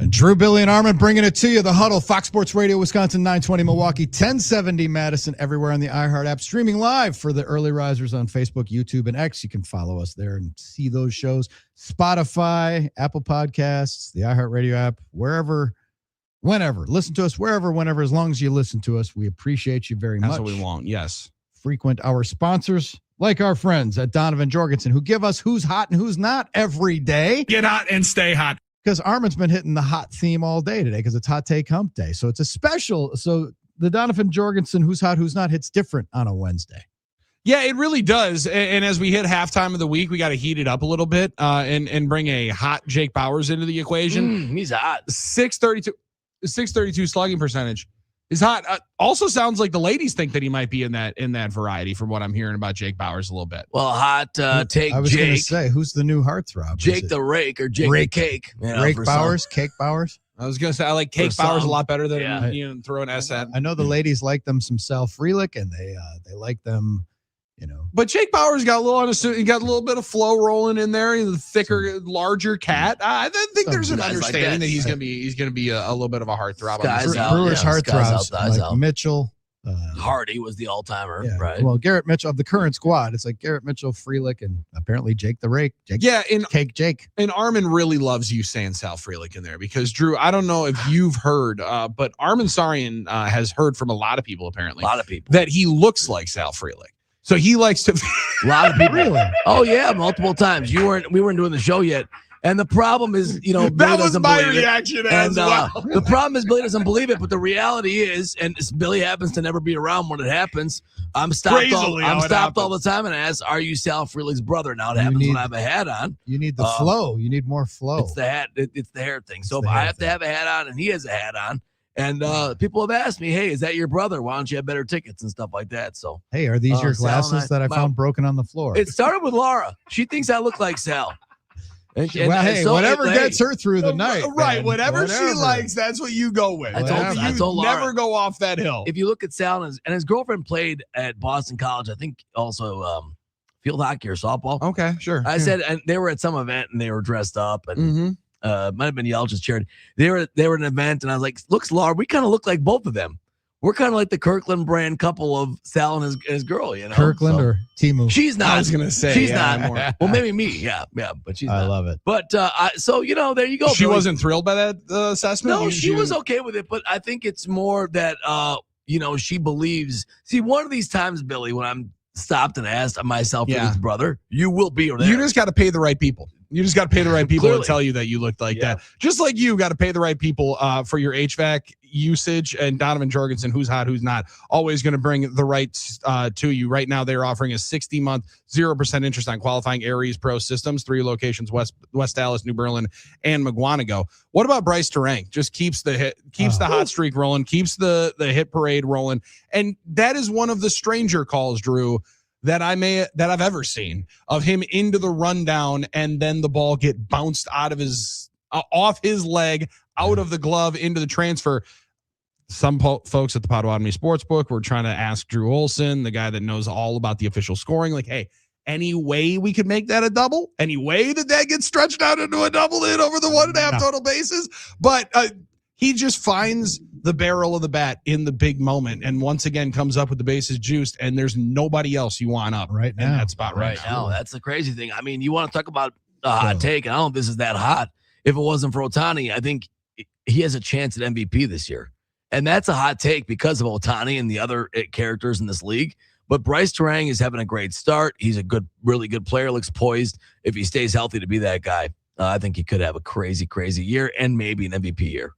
I'm very excited. Or MVP top 3, top 5, maybe. Becomes very hot because All-star would be a Ohtani thing. plays in there, right? I just wish we could do like a second place. Yeah. Like Ohtani. Doing everyone an played- offering like in golf events, evereverybody but Scheffler. Yeah, something like that. That's basically it. Yeah. That's how you have to I'll do give it. you the field. And because he had 6, he pitched last night, Ohtani. 6, I think, 1 hit, 6 of 1 hit ball. So that was just crazy as well that he's starting to throw as well. So it's hard to beat him. 6 innings, 1 hit, did walk 3. So he's got to rein that in. You Got to figure this out, dude. One Are of you these kidding days, me? he's got to learn how to play baseball. You know? But He is he's just so hilarious to watch play because it does feel like the best player you've ever seen times 4 because he can do just about everything and anything that there is on a baseball field.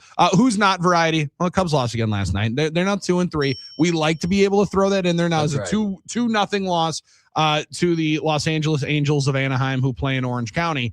But also who's not hot is the folks that say baseball is completely broken on the best teams and the worst teams.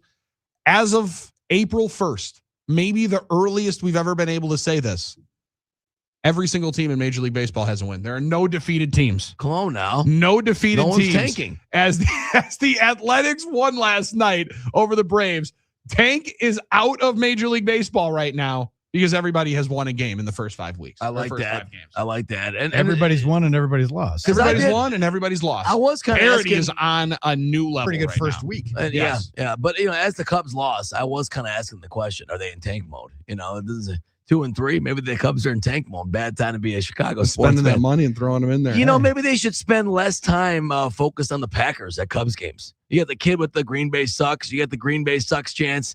What a bunch of dorks. They're going to Cubs games, and now all they can do is think about the Green Bay Packers. But that's Cubs. That's Chicago sports fans for you, right, guys? Just that's, about. That's what it is. About. So. One other for the not variety that I had, Drew, here is Anthony Davis is sitting here saying, are you guys kidding? Do I really got to get brought up right now on April 1st? No, this is not a joke here. Luka Doncic finished the month of March, Drew, with 600 points. 600 points in a month. It's pretty good run. Impressive. Yeah. That's officially more points in a month than Anthony Davis scored in his entire tenure with the Dallas Mavericks. That's bad luck for Nico. I mean, it's still there. Yikes. That's going to last forever, man. 600 to 587. And to put it in on Hot Take Hump Day, many people thought it was the worst trade maybe in NBA history.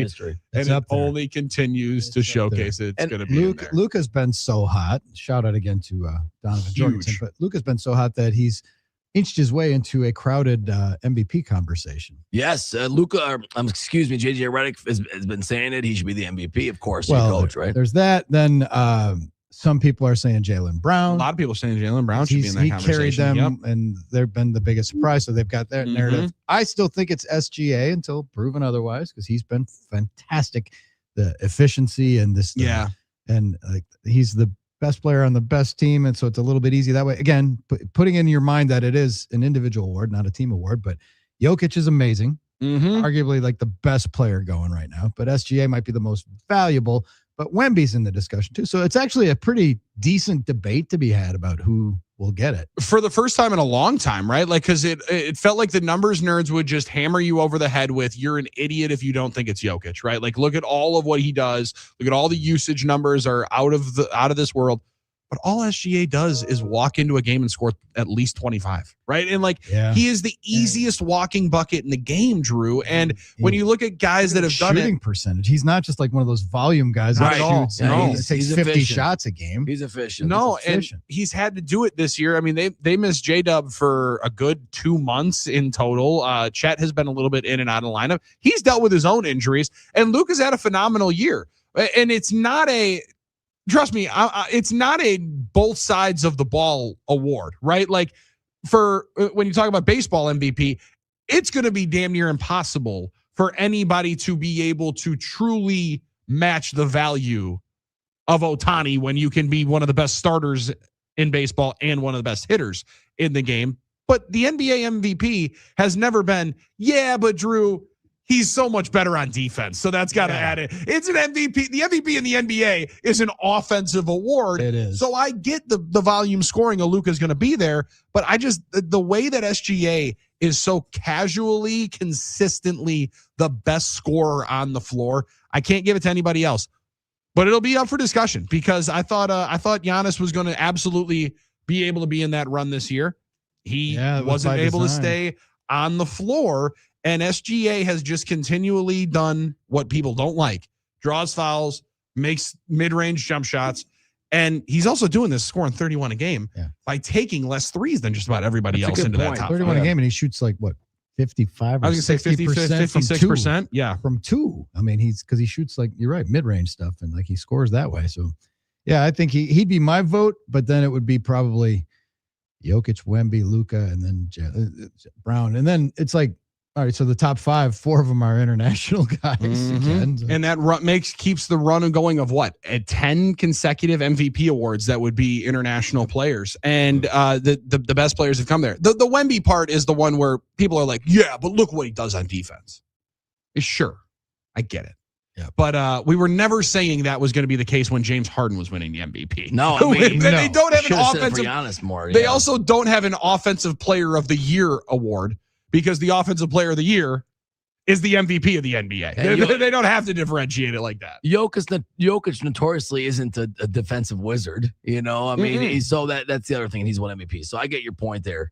And it has been, listen, the NBA regular season has become sort of who's going to win MVP conversation in the last, 5 to 10 years. That's what it is now. But this is a more interesting race, I'd say. In some ways, there is a debate there, although the betting favorite still heavily is SGA, which he'll probably win. But it was Wemby last week. It's Luka this week. So there's some interest there, no doubt.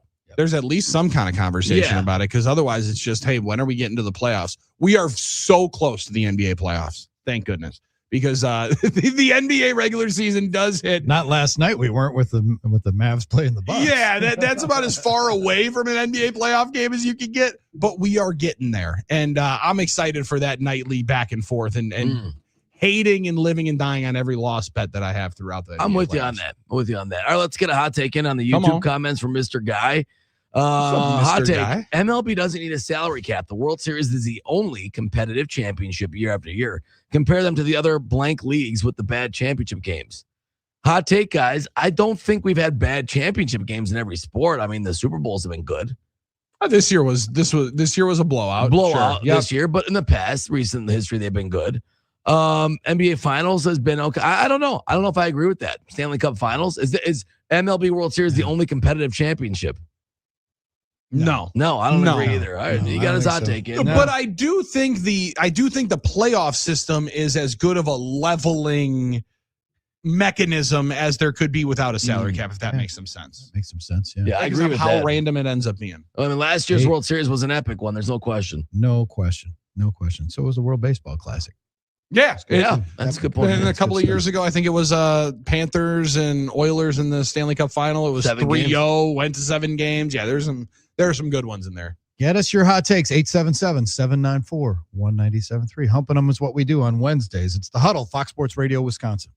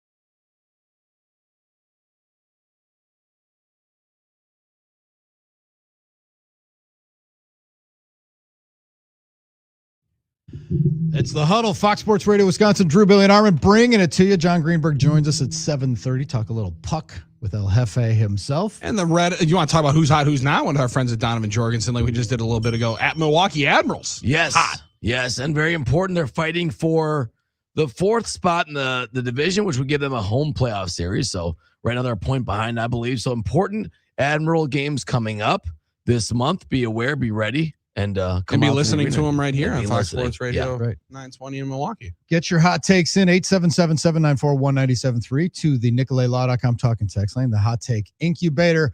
Hot take: the Brewers are trendsetters in Major League Baseball. Okay, I like this. The Mariners just copied the Churio deal with their top prospect, Colt Emerson, getting him 95 million reasons to smile before he takes the field in the major leagues. Not a single at bat.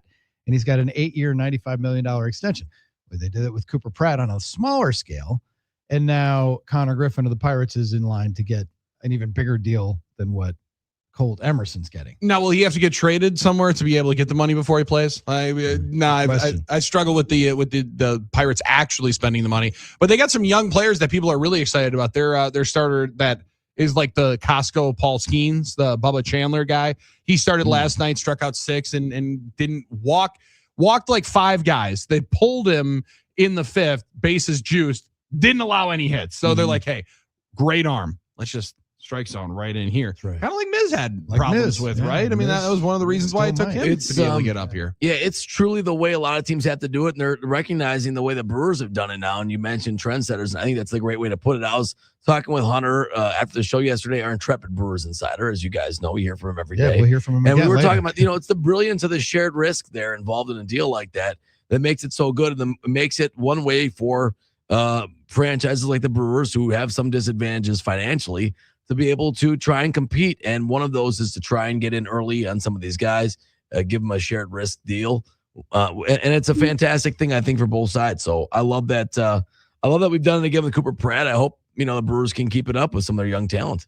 It is tough, Drew, to be able to, right? Like, I mean, we talk about it with college sports, knowing the what makes the player tick, to be able to pay the right guy. The only team that I think that I can really think off the top of my head it didn't work for were the White Sox a couple of years ago, right? Didn't they sign Moncada and maybe one other guy, and all of a sudden they're like, they bet on the come and it didn't work out. Yeah, and it's like, ooh, okay, all of you guys rolled 7s. That's a tough thing for us to have, but the likelihood of it's pretty low, and you start looking into the real numbers of it. We only will think of the $50 million for Pratt, but like that, if he's 4 years in and he's an above average major league starter, it's a hell of a deal. I just didn't like Murph in Adam McCalvy's piece of it saying, I hope I'm around to see him in the big leagues. Yeah, I Murph, like that. I think you're going to be seeing him sooner rather than later. Bro. The analytics people have tried to put a dollar sign on wins with WAR and things like that. And, you can read into it what you want, but if what he's making AAV is true, and what the league, the market considers worth a 1 win, basically he has to get a 1 WAR every year to make it worth it. Now you hope he gets more, obviously. You want to beat that number, that trend, but I think it's something it's true shared risk for the club and the player, and that's why a deal like that works. It's fair on both sides, so I sort of like that. All right, we have a lot of good hot takes here from listeners in the comments and the text line, guys.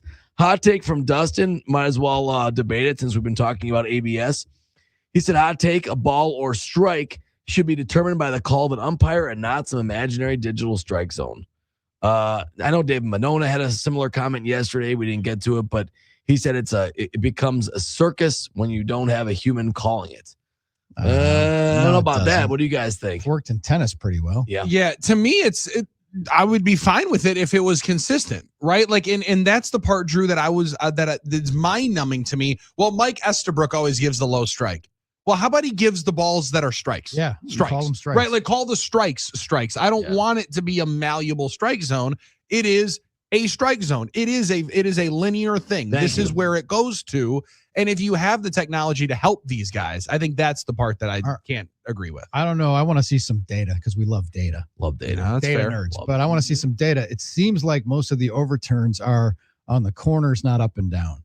Right? Doesn't it seem like it's mostly on I think you're right on that. Whether they're in or out on the corner. So, and some of those, even some of it, and you'll see the stats, and I don't know, are we going to have to parse the stats?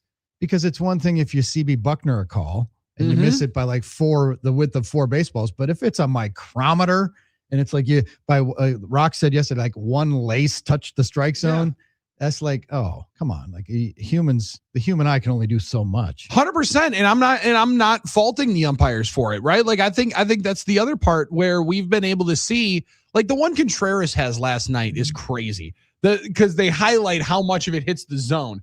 And I mean, it is, if somebody did that pink in a gender reveal, no one would know what the baby's going to be. There was none in there. It was hard to be able to see. So to that point, like, hey, as long as it nicks the zone, technically it's a strike.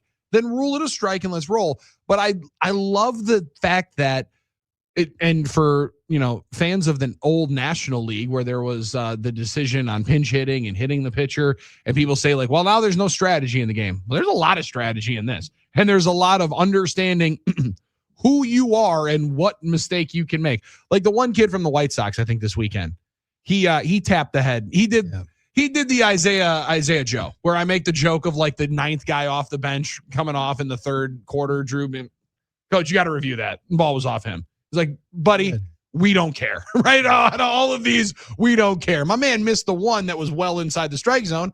I got a good feeling he's got a nice stern talking to by Will Venables, and he might have lost his challenge privileges. I'm sure. You're going to lose them for a couple of weeks until you figure out how to do this. Last night we had 7 challenges and 2 pretty lengthy replay reviews because of CB Bucknor and then the play on the bases.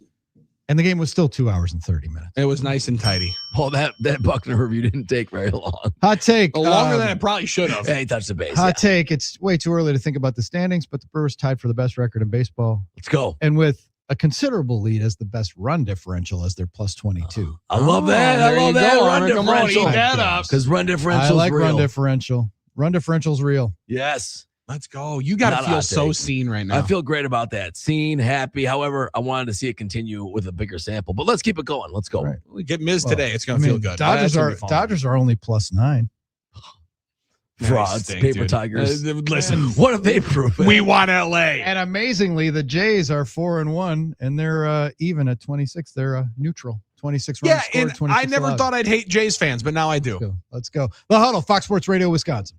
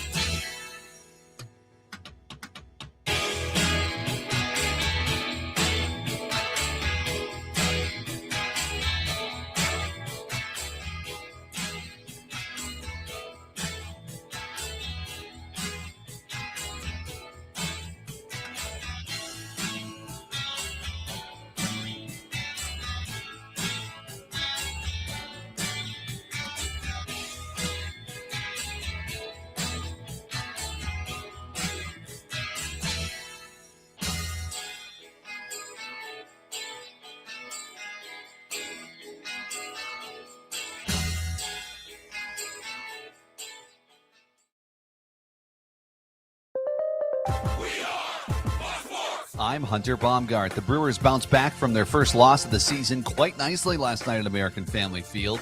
Gary Sanchez and Jake Bauers both hit their second home runs of the season, and Milwaukee took down the Rays 6-2. Brandon Woodruff made his much-anticipated return to the mound after battling injuries for most of last season and having to shut things down in mid-September due to a lat injury.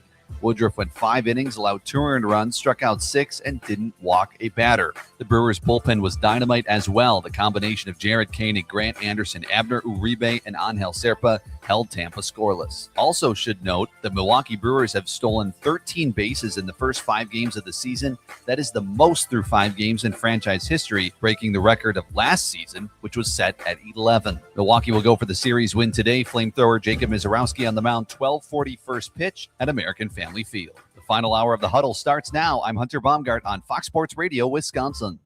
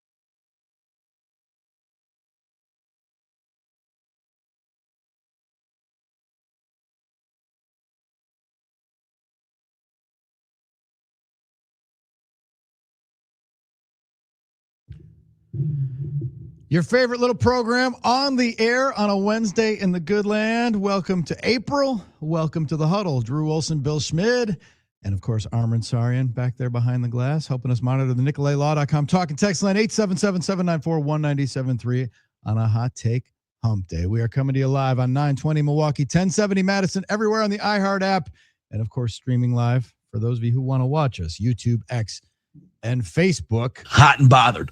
Ooh, Armen's having fun with that with those triggers over there. Yeah, I got to bring the level down a little bit there. Sorry. Well, listen, I want to make it the out. mix right. I'm all right. trying to find my old hot drops. You know, there's always a lot of good ones back. Did they delete most of the files in here? Nah, I didn't delete my backups. I didn't delete my backups. Wow. Yeah, your boy actually had some Backups. for once. You know. Holy cow! Yeah, Goodness they're gonna update the computer though. I don't know when, but they're gonna update it. All right. Third period. Get us your hot takes, 877-794-1973. Looking for them.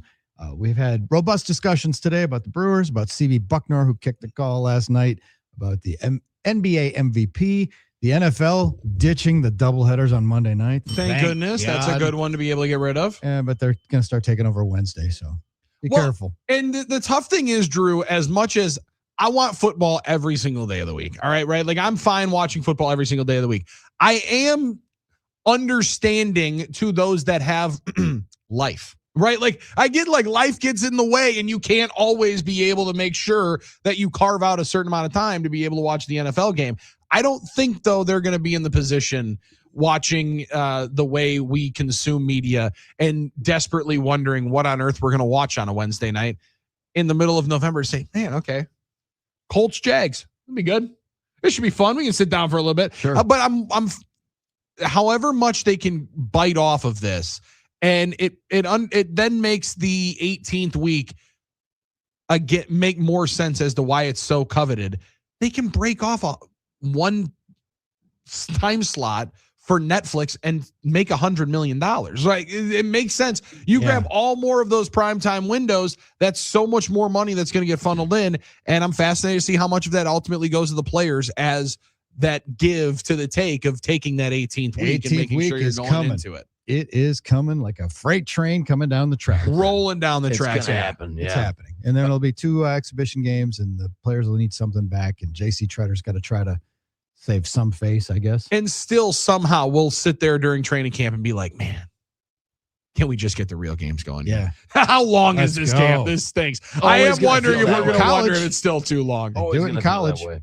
Ain't no preseason in college. No, they fire up with Miami of Playing a lot Ohio of games. And that one is the other hot take. Now, there have been a lot of things going on in the White House for all of those other. This is not a political statement on it. The one thing that we do need to make sure that we lock in, out of all the executive orders that apparently we're trying to do in college sports, we're going to lock in a time slot for Army Navy to be singularly focused on, and we need to kick off the college football season I kind of like with that. Army Navy. Now the Badgers are going to go to Dublin next year. That's going to be an awesome time. August 24th, I believe, is the kickoff. I'm proposing, Drew, Army Navy starts the college football season. We don't Don't wait till the end. We don't wait till the end. We don't have the situation where a couple of years ago I was like Spice Adams coming around the tree seeing we might get Army Navy back-to-back weeks. There was a moment in time where we were going to potentially get Army Navy for the American Athletic Conference Championship, and then the pageantry of the Army Navy game. Stealing this right off of the feet of Joel Klatt. He has called it the national anthem of the college football season. I like this. And like the old Cincinnati Reds started up the first game of the baseball season. Yeah. You start the football season, the college football season, with Army Navy. I like it at the end of the season, though, because these teams aren't really that relevant other than when they play each other. Well, see, and that's the thing. But I then like it I'm when betting on the Pop-Tart Bowl in the same time frame. Well, I can't have I like Army Navy where it is. I like it at the end of the, It's like our own little annual championship game before there's a real playoffs. Yeah. I kind of agree, but I'd be okay with it being to The start, other part of it, as long as it's got the right platform it deserves. Let's put it that correct. And the reason why also is because I think the dumbest thing they do in college football is take a month off before they play the playoffs. They Agreed. should roll, Drew, right off of the Totally. college football, off the conference championships, or get rid of the way they conference do it in championships. D3. Yeah, and then play right away then. So that's the other part, like where right now Army Navy would be sitting as the week after the conference championships. I think they're going to be playing playoff games then. And I want that day, whenever it ends up being, this is Army Navy Day. And whether or not that's in the third weekend in August instead of the second weekend in December, I want them to have their own time slot. So I think this is kind of we got to move one to get what we ultimately need. We need the playoffs to be happening right after the college football season. So we're going to give them their own platform, and they're going to be able to kick off the college football season with, as cool as Bryant-Denny Stadium is and all of the other great pageantry in college football, there's nothing better than the cadets and the midshipmen walking in there into whatever NFL stadium they have and filling up that bowl. And the fact that it matters so much to everybody involved, and you see that passion on display, it makes for a better viewing experience. And so I agree with you, Billy. It wouldn't be bad. I'm not saying that's a terrible hot take at all. So 877-794-1973. Share your hot takes with us, because that's what we do on Wednesdays in the Huddle. Hot take. There were a couple developments yesterday, but the Tiger Woods era is over. Tiger Woods his relevance now for golf is that he's Tiger. Jack Nicklaus is going to be joining Amazon's crew for the Masters, like a broadcast. All right. They got holes now? Apparently. Sweet. Okay. They're nice. The first year they're doing some coverage. Okay. He's going to be doing that. Tiger shouldn't be near. Well, obviously he's going to rehab. He announced yesterday. he said he was going to do it. He's going to He's rehab. going to seek help. Yeah. His post said, "I know and understand the seriousness of the situation I find myself in today." This, of course, his fourth major traffic incident. "I'm stepping away for a period of time to seek treatment and focus on my health. This is necessary in order for me to prioritize my well-being and work toward lasting recovery."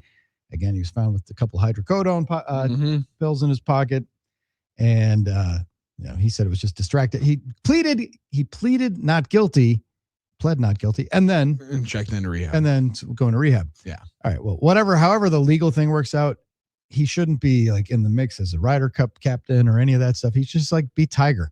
But the idea that he's going to come, and maybe someday, like, I don't anticipate this year. I thought maybe when he goes to the Champions Tour and he'll play at Stricker's thing and come to Madison, it'll be great, right? But that time is not now. And I just think, like, let's just close the chapter on him being, a seminal figure and wondering if he's going to come back, try to win another major and try to tickle our hearts, pull at our heartstrings that way. I just don't see it. Not happening. No, and I hate the term realist when I say this. A lot of times I think it means pessimist. This one I think was all reality. He wasn't going to be able to do it again. And this one, Drew, to your point, just like eliminate it from the conversation and don't make it one of the talkers going into the Masters, because it should be about the guys that are playing right now. It should be the fact that, hey, Jon Rahm is balling right now on the Live Tour, and he's coming over to try to win the Masters. And you're going to see Bryson DeChambeau coming back, and how good Rory's been playing, and Scheffler and all that. That should be the story, instead of can what once was the most impactful, important, and just simply the best at his craft come back here to do it again, because this is the Armen, how do you say it? The emperor with no clothes on. Yeah. But like, this is now like the third or fourth time you've seen it. Yeah. And now it's almost just it's sad because it's clear that either it doesn't register how dangerous it can be, and or there's just a lack of care for everybody that ultimately gets put in danger in the situation. And that's my thing. I hope if he's doing the rehab, I hope he's doing it because he seriously believes it'll help him. It'll help the people around him. It'll help him, be better for himself, for his family, and then he needs it, not just because he thinks it'll fulfill a public, a PR move that the people says you need to do. I hope that, because not just checking a box. I'll say this, not as a player, where I think that's where you're going, and I agree with you there. I think those playing days are over, but I think as a figure in the golf community, I think golf does need him to be a figure for the rest of his life one day, but a positive one. And if he can't be a positive figure, it's going to hurt a lot of people. It's going to hurt the golf community. That people clearly care about him and his role and his impact on golf is huge. It's much like Jordan and basketball. People always want that. So if he can be better for himself and the people around him, it can truly be a great story and an inspiring story for a lot of people. That's up to him now. I mean, it can go one of two ways. Hopefully it goes the better way. We'll wait and see if that happens. But as a player, you're right, Drew. Those days are over. And he dominated his sport, and his impact on the culture in general, ginormous. It's been 30 years since he played at Brown Deer and said, "Hello, world." Mm-hmm. Right? Yeah. And the back half of that, the last 15 years were marked by his infidelity scandal, Elin going nuts on his car, and the first, crash out. That was 15 years ago. Then he rose up and won that Masters a couple of years after that, and it was like, okay, that was the comeback. That was what we all needed. That was the dopamine hit we all needed. And since then, it's just been kind of stumbling around. And I'm not saying he needs to go away, but for now and in general, he should be like what Palmer was, like, just put your name on a tournament, show up, glad hand, and just like bask in the glow of being Tiger. Yeah. And let us like remember how great you were, not trying to like create a new, he's been chasing it. He's got to realize he's been chasing it, trying to come back. It's like, dude, that window is closed. That part of your life is over. Got to be hard to realize that. Any player who's gone from the transition from being at the top of your game to being just a regular schmuck, like Ray Liotta in the last shot of Goodfellas, when he's a wise guy stuck in a prefab subdivision. I'm just a nobody. I'm a schnook. I'm a schnook. I think he has a chance to make this his greatest comeback story, though. Personally, I hope he embraces it that way and attacks it with a competitive fire. You do hope so. And Drew, the more likely scenario, at least the one that we see, somebody that's chasing it, he's almost like somebody that was in town a couple of weeks ago or last week, Ric Flair. Right, like Ric Flair was the most famous guy that had ever stepped into the squared circle and transcended from just being on a championship wrestling show to like one of the coolest figures around. But there's a time when no longer you're that guy, but you're still chasing being able to be in that light. And it's got to be difficult when all of a sudden that light just turns off. Yeah. But when a lot of it is self-inflicted, people aren't going to have as much grace for you. And you don't want them to be a caricature. And the more and more that this has continued to roll through, it kind of tarnishes a lot more of what you see. I wonder if like Lawrence Taylor would be an example of somebody who like now he's obviously had a number of different situations, right? But people will still look and say, who's the best defensive player of all time?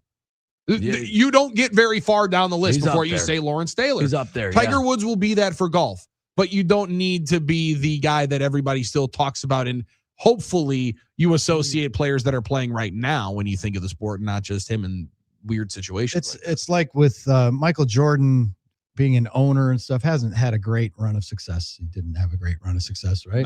No, Charlotte was not nice to him. And Tiger doesn't have to give anything. He's given more than most could possibly dream of giving to the sport, right? And he doesn't have to. I don't think he has anything else. There's nothing else to give or do, and he'll elevate just by getting to like a normalcy and being kind of like the ambassador of the game, and like maybe Charlie's dad, and that role as Charlie's dad will give him some gravitas, but he doesn't need to give anything else. Like if he just went away, like Lawrence Taylor, like there's a good example of a guy who Jordan kind of has too. Yeah, Jordan's impact, although they tried to put him on NBC broadcast to give us all the feels, didn't work out. Fox has had more interviews with him than yeah, NBC. exactly. Yeah. So, but Tiger is like, and it's okay. That's the thing, is like it's okay. You're not gonna catch Jack. You're not gonna squeeze out 4 more majors. Right. You're just you can maybe dabble on the Champions Tour, but that won't be the same juice either. No. It's just and I don't think it's hard to. Everybody's got to wrap their brain around it that the Tiger era, as we knew it, as much as we wanted to hang on to it, he's not going to play forever and be great forever. Is over. Yeah, and that's sometimes the hard thing with golf is there's more gray area to when your playing days are truly over. Most other professional athletes you can't keep playing. Right, Nicklaus won at 46. Yeah, right? because there's the senior tour. It's the game of a lifetime. People can play that game their whole life. So therefore, if Tiger can always play, it's like, oh, what's he going to do? Will he show his greatness still, but the prime's over?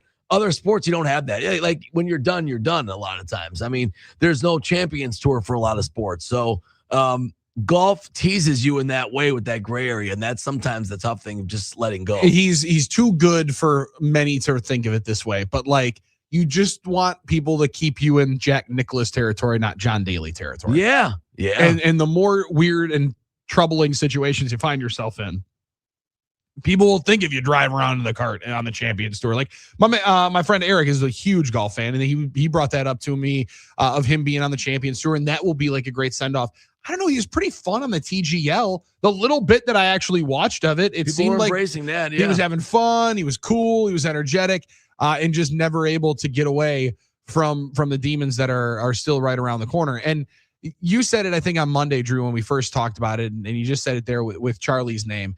If he can be, and that's a lofty expectations to put on a young man. He's not going to be the same golfer that his dad was, but when you can hopefully reach some semblance of really good competitiveness, professional level, there might be that moment where we're all able to go full circle on it and say, hey, the Tiger's dad wasn't perfect, right? There was a lot of conversation about that, and maybe he can be into that moment. And that will be his last great act on a golf course of hugging Charlie after he wins a Masters, instead of us hoping that he's gonna, I don't know, make the cut at plus 400 here. And that should be your next act, right? Just be Charlie's #1 fan and tournament ambassador and guru, right? Hit the first ceremonial tee shot. Yeah, that's what I mean. A statesman for the game. Statesman. What Jack and those guys are, and Tiger will never match up to them in terms of the personal side of it, in my opinion. A lot of people have that opinion, and that's, I think, his next goal. That's the next thing he has to attack, like his next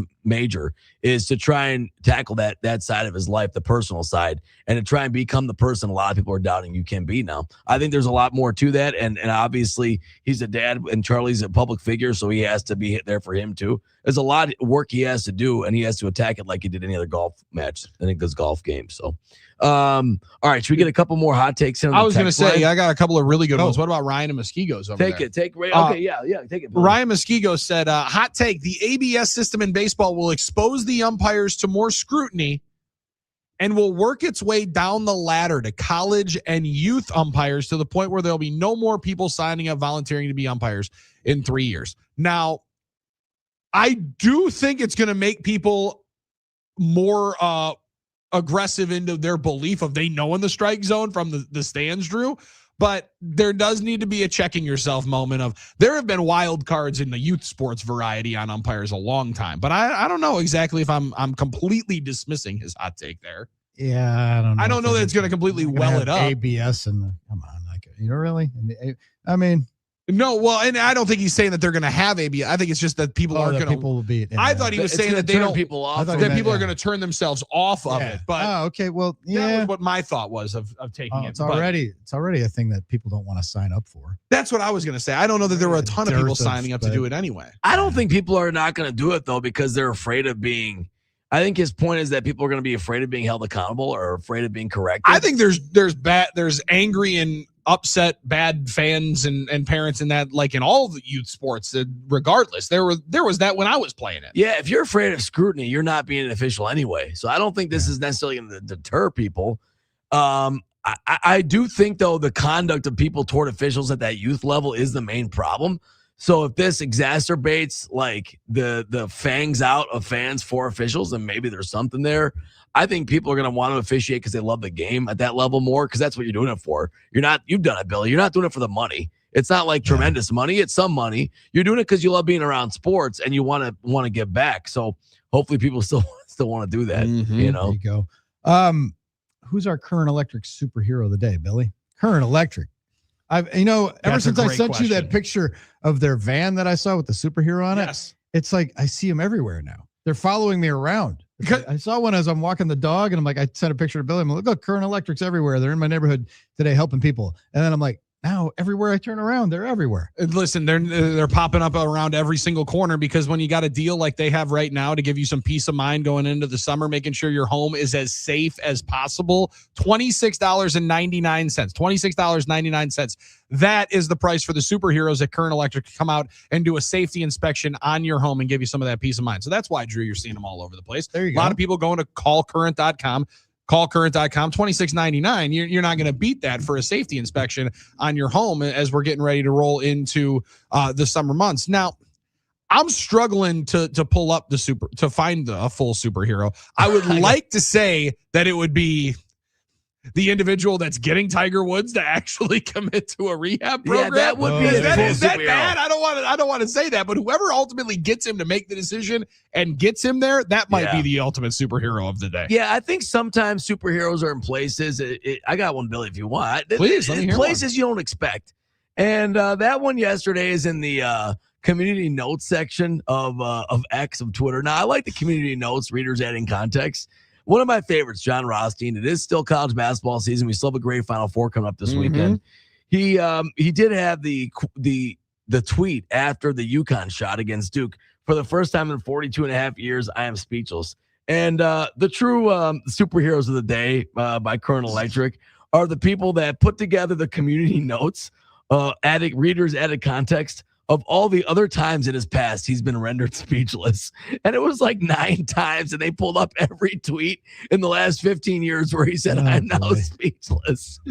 So thank you to the readers adding context, part of the community notes that have done their due diligence. And just a reminder that it is still an app that is free, and people are still doing their due diligence and their heroes work to find the funniest community stuff notes, for us. also known as Get a Hobby. Get a hobby. And sometimes those are the heroes because clearly they don't. They're just holding receipts and throwing those out at them with all the different times. Jon he's tweeted out, Rothstein "I'm has speechless." actually been less speechless multiple times in the past, so this isn't the first time in 42 years. But how many tweets has Jon Rothstein put into the Twitterverse? Oh, who knows? so many. I don't tweet much anymore because I'm not getting paid. So maybe our real hero of the day for Current Electric is the advanced search function. Dude, that's hilarious. That's a good one. Rothstein, I thought you were going to roll with the video of him and Wally Serbiak watching the UConn shot. Yeah, that's a good one too. And that would also fly in the face of him being speechless because my man was not speechless. He didn't shut up. No. He literally called the play while it was happening. It was hilarious. He was like all of us at our couch. He loves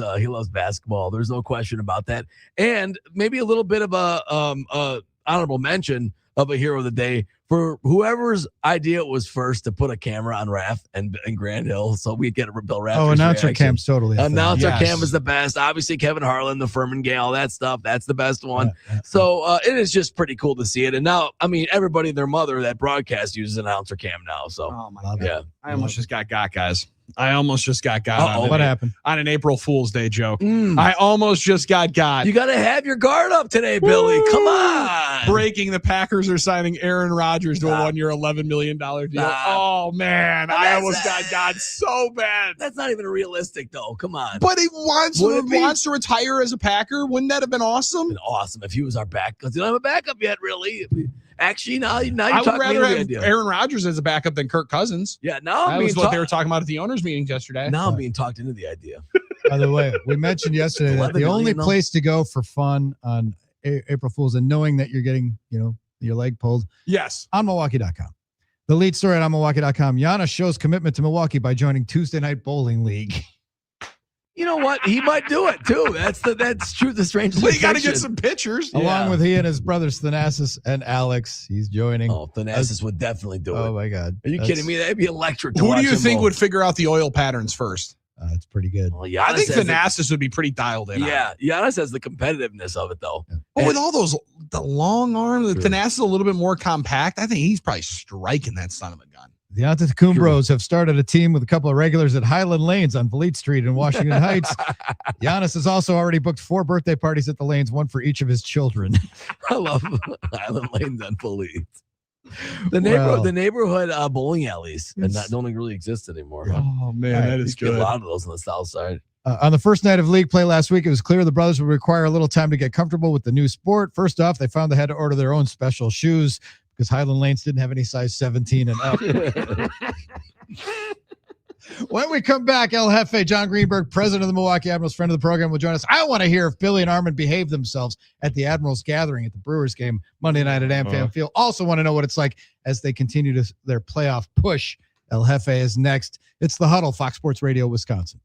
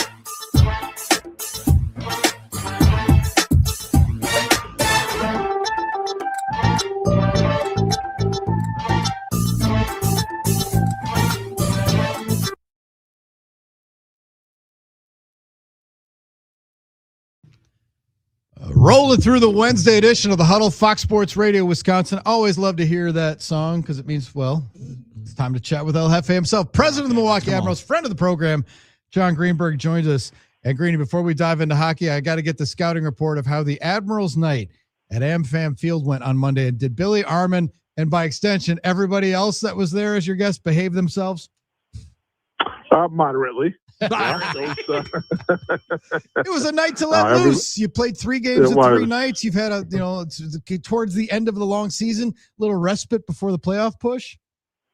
Yeah, absolutely. And they had players had practice the next morning, and our guys, our front office staff, I gave them the morning off, but they all answered the bell yesterday afternoon. So all's well that ends well. That's the important one, right? The boys get out, have a good time, and it's unique, Greeny. And I'm probably a bigger proponent of team than most because I love the camaraderie that sports brings, and we lose that in a lot of things. But for a group that has gone through a ton together, right, 6-7 months together, there's a playoff push here, and hopefully that extends for a couple more months, and you're able to enjoy each other and get to go to practice the next day in another game. But there's a finality of sports that it's cool towards the end of the year to have a moment like that, right, where all the guys are able to go and enjoy themselves, knowing that this group will only be together for usually this season. Yeah, that is very true. And I also think it's really important that our front office staff and our players get to hang out together. Usually, the players are kind of doing their thing. They don't generally come in our offices at all. Once in a while, our staff doesn't spend any time, in the locker room, obviously. So to be able to get them a chance to interact together and hang out together is a lot of fun. And, it is supposed to be a team effort both inside the room and in our office. So to be able to do things together, and I know that our coaches know how important it is that our front office staff and our players get to be together. So it was a really nice night. And you can tell it's a true family you guys have down there, Billy, and I see it firsthand. It's a great, the Admirals family is a true family. And you can tell how they work together by how much they enjoy spending time together. So that's a credit to you and the whole organization. And I have to say, it was also a good reminder that, Jordan Osterley threw the first pitch out, Milwaukee Admirals defenseman, and he threw an absolute perfect dot Player strike. of the week, too. Player of the week in the AHL. Good reminder how great athletes these guys are, too, John. Yes, it was, when we found out it was going to be him doing it, I immediately told him, I said, you might want to practice a little. We gave him a few days in advance, and I said, and just so you know, you don't have to go all the way to the top of the mountain, but if you don't, your teammates are going to ridicule you like you couldn't believe. And so there were a lot of players that came down to the field level and were chanting for him and everything else. So he felt the pressure for sure, a different kind of pressure than you feel necessarily during a game, but he did a good job. And then Nicole Bergendahl of our staff, we were gifted 2 spots to throw out first pitches the other night, and we were able to pick a hard-working part of our team. Everybody could enter the drawing if they really wanted to do it, so she threw her name in there, and we picked Harris Tur, our owner, was there and picked out the winner, and it was Nicole who immediately said, "I've never held a baseball before." It was, and she spent a good 5 days practicing, and we found out she was a lefty, so that was good. And she threw from right at the front of the mound, and she got it there too. No bouncing, right on target. So I guess we got some athletes in our office too. That's right. That is terrific. That's so good. Talking with Jon Greenberg, president of the Milwaukee Admirals. Playoff push is on. The Admirals are in the last panel of that pocket schedule. Like we were down to one, the one sheeter, the month of April. Road trip this weekend started. It's the traditional road trip that people go on vacations to, Cleveland to Winnipeg. Yes, it's going to be a real treat for the guys. We're excited to get to Cleveland. They do a great job there. They actually lead the league in attendance, so it's always a good atmosphere in Cleveland. And then important games there. Cleveland's in a playoff spot in their division. We're certainly trying to improve our position. If the season ends today, we'd be in the playoffs, but we wouldn't object to moving all the way up to third place. So these games are important this weekend, and then off to Winnipeg. Where it feels like we just were, because we were just there, and play a couple there before finally getting back home here. Well, and Greeny, when you talk about trying to get into a different playoff position, right? Like if the season ended today, be in the 5 spot, but the opportunity to host a couple of games, then also you mentioned the 3, that would solidify you right into the 5-game playoff. So it's like a play in to spot as to how much you're going to get, but being able to have home games, I mean, obviously it feels like a redundant, easy thing, but that's a very, very vital and important piece of this, isn't it? It is. We want to be able to play games, playoff games in front of our own fans in our own environment. And it's going to take getting ourselves to 3rd or 4th place to be able to do that. If we finish in 5th, we're going to have to go either to Winnipeg or to Texas to play that entire 3-game series because of the distance between the teams. So being able to play at home is important, and the guys recognize that. And that's why, these games, we can't just look ahead to the games in Winnipeg and say, oh, those are the ones we have to win. We have to take care of business in Cleveland as well. Mm-hmm. So it's, points are critical at this point. You just want to keep going. Our guys have played well over the last 3 weeks, and we want to just keep that going. But the games against the Moose, that's head-to-head. Those are doubly important. Big, they're all important, but those are doubly important. That little trip to Manitoba is gonna tell us some things. But Greeny, it's like you've gone into the playoffs as like division champs and with the head of steam. It almost seems like I don't know, maybe I'm just being a cockeyed optimist, but it's like coming in this way and trying to have the battle and scrap and then catching fire in the playoffs. That's a way you haven't really explored in a while, and it could work. Yeah. It could get you into the Calder Cup picture. No, you want to be playing well. It's creating that momentum going into the playoffs is critical. And I was actually talking to Jordan Osterley about that, and he said it's like we've been playing playoff games for the last 3 weeks because we weren't in a good place back then. And I think the guys are learning how to win, doing what it takes to win, and guys are starting to sacrifice, out on the ice a little bit more. Those shot blocks. You notice that when guys, a game that you're up 4-1 are still blocking shots and making it easier for your goalie and giving it up for each other is really important. So you're going to see playoff hockey out of our group all the way through for as long as this goes. John, I'm curious about something. The Frozen Four is happening now. The Badgers are back in it for the first time in a long time.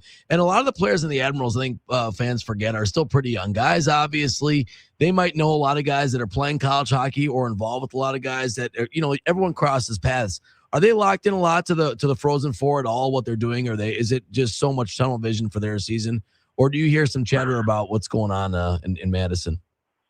No, for sure. You definitely know what's going on at the college level. So many of our guys have played, at the college level, and coaches have played at the college level. Matt Donovan, our assistant coach, played at Denver, and so he's certainly going to be chirping anybody from the Badgers or North Dakota. Or, it's just kind of part of the fun of it as well. So, we also, this is the time of the year where we start to get some guys that their teams were eliminated from the college playoffs. So we just signed Aiden Fink yesterday, who came from Penn State. And he's had a great college career. He was a Hobie Baker finalist last year. So, he's going to be a nice addition to see what he's capable of doing over the next few days or a few weeks. And it's that time of year. Well, let Coach know the Pioneers we need to be talking about and worrying about are the Carroll Pioneers, not the Denver Pioneers. Okay. How they're hanging out here. Love it. Come on, Coach. Love it, love it, love it. Admirals out of town until April 11th. We'll talk about that next week, and it's going to be a Sendix Dog Day, and you got your Battle of the Badges and Fan Appreciation So much Night. fun. All kinds of stuff holstered up. Greeny, thanks for joining us. Best of luck to the boys in Cleveland and in Winnipeg.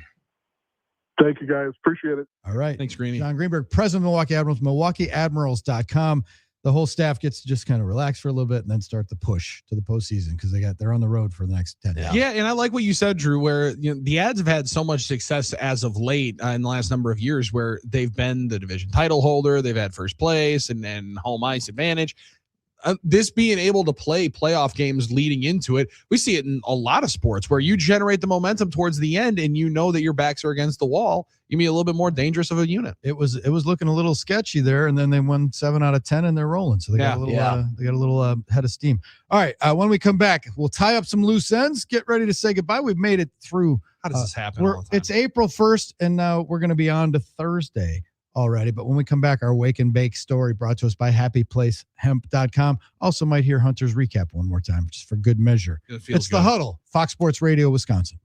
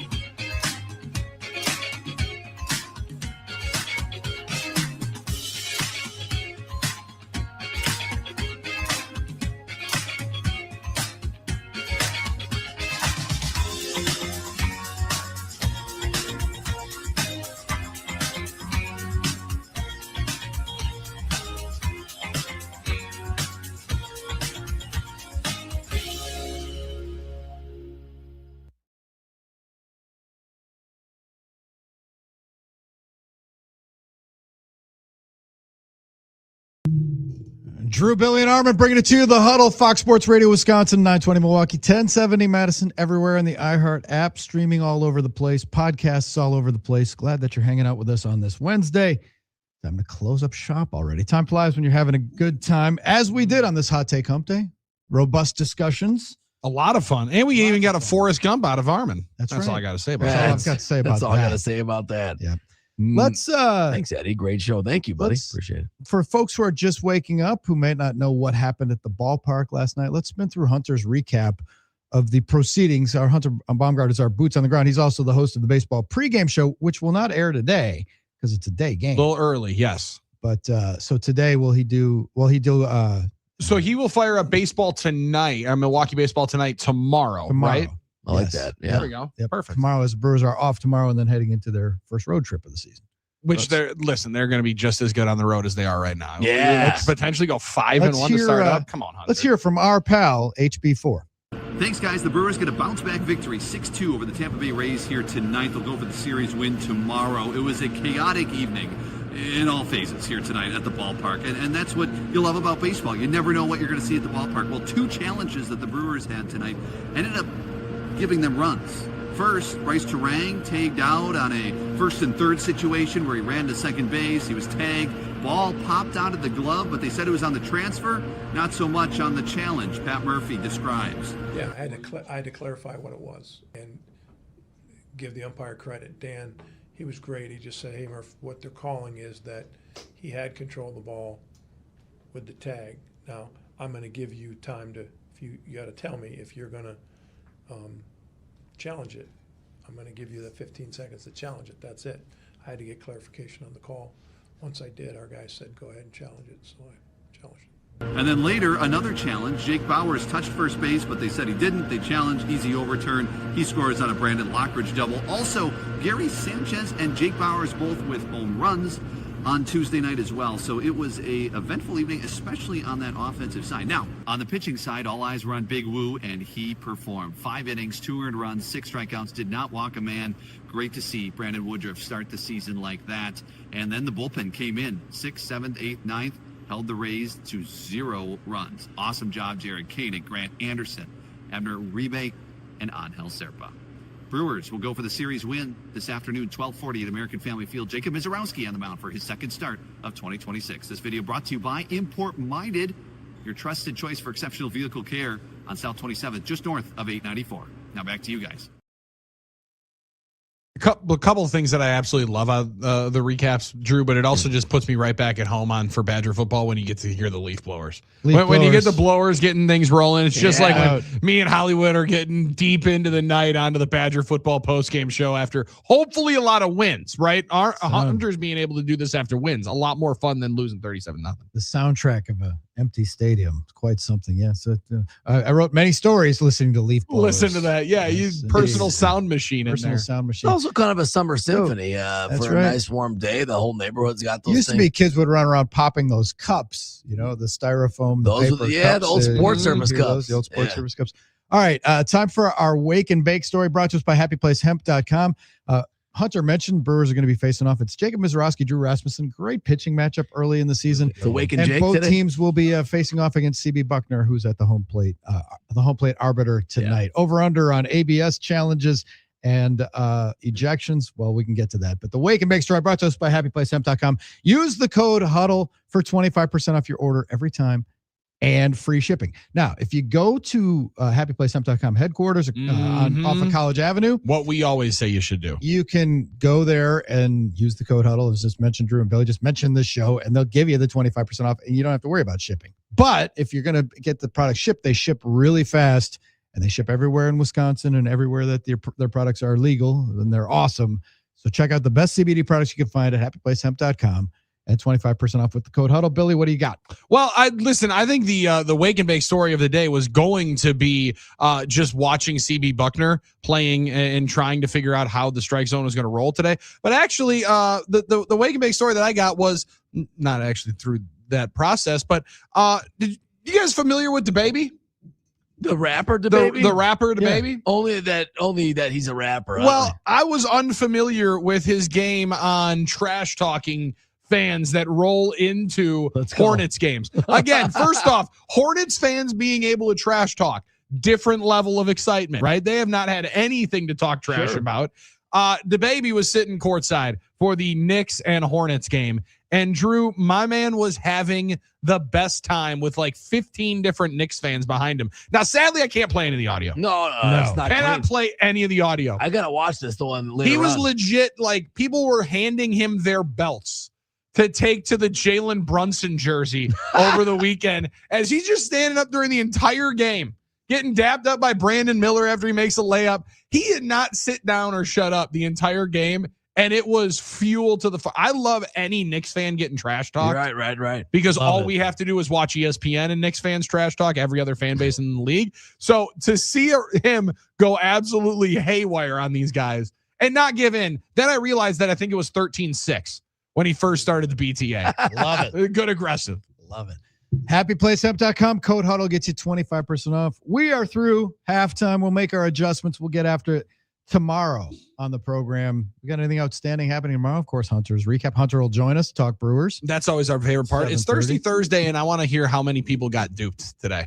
I think tomorrow is going to be the day of react to all of those people getting got on an April Fool's Day. Keep your guard up, as we like to say. If mom says she loves you, get it confirmed by a second and a third source.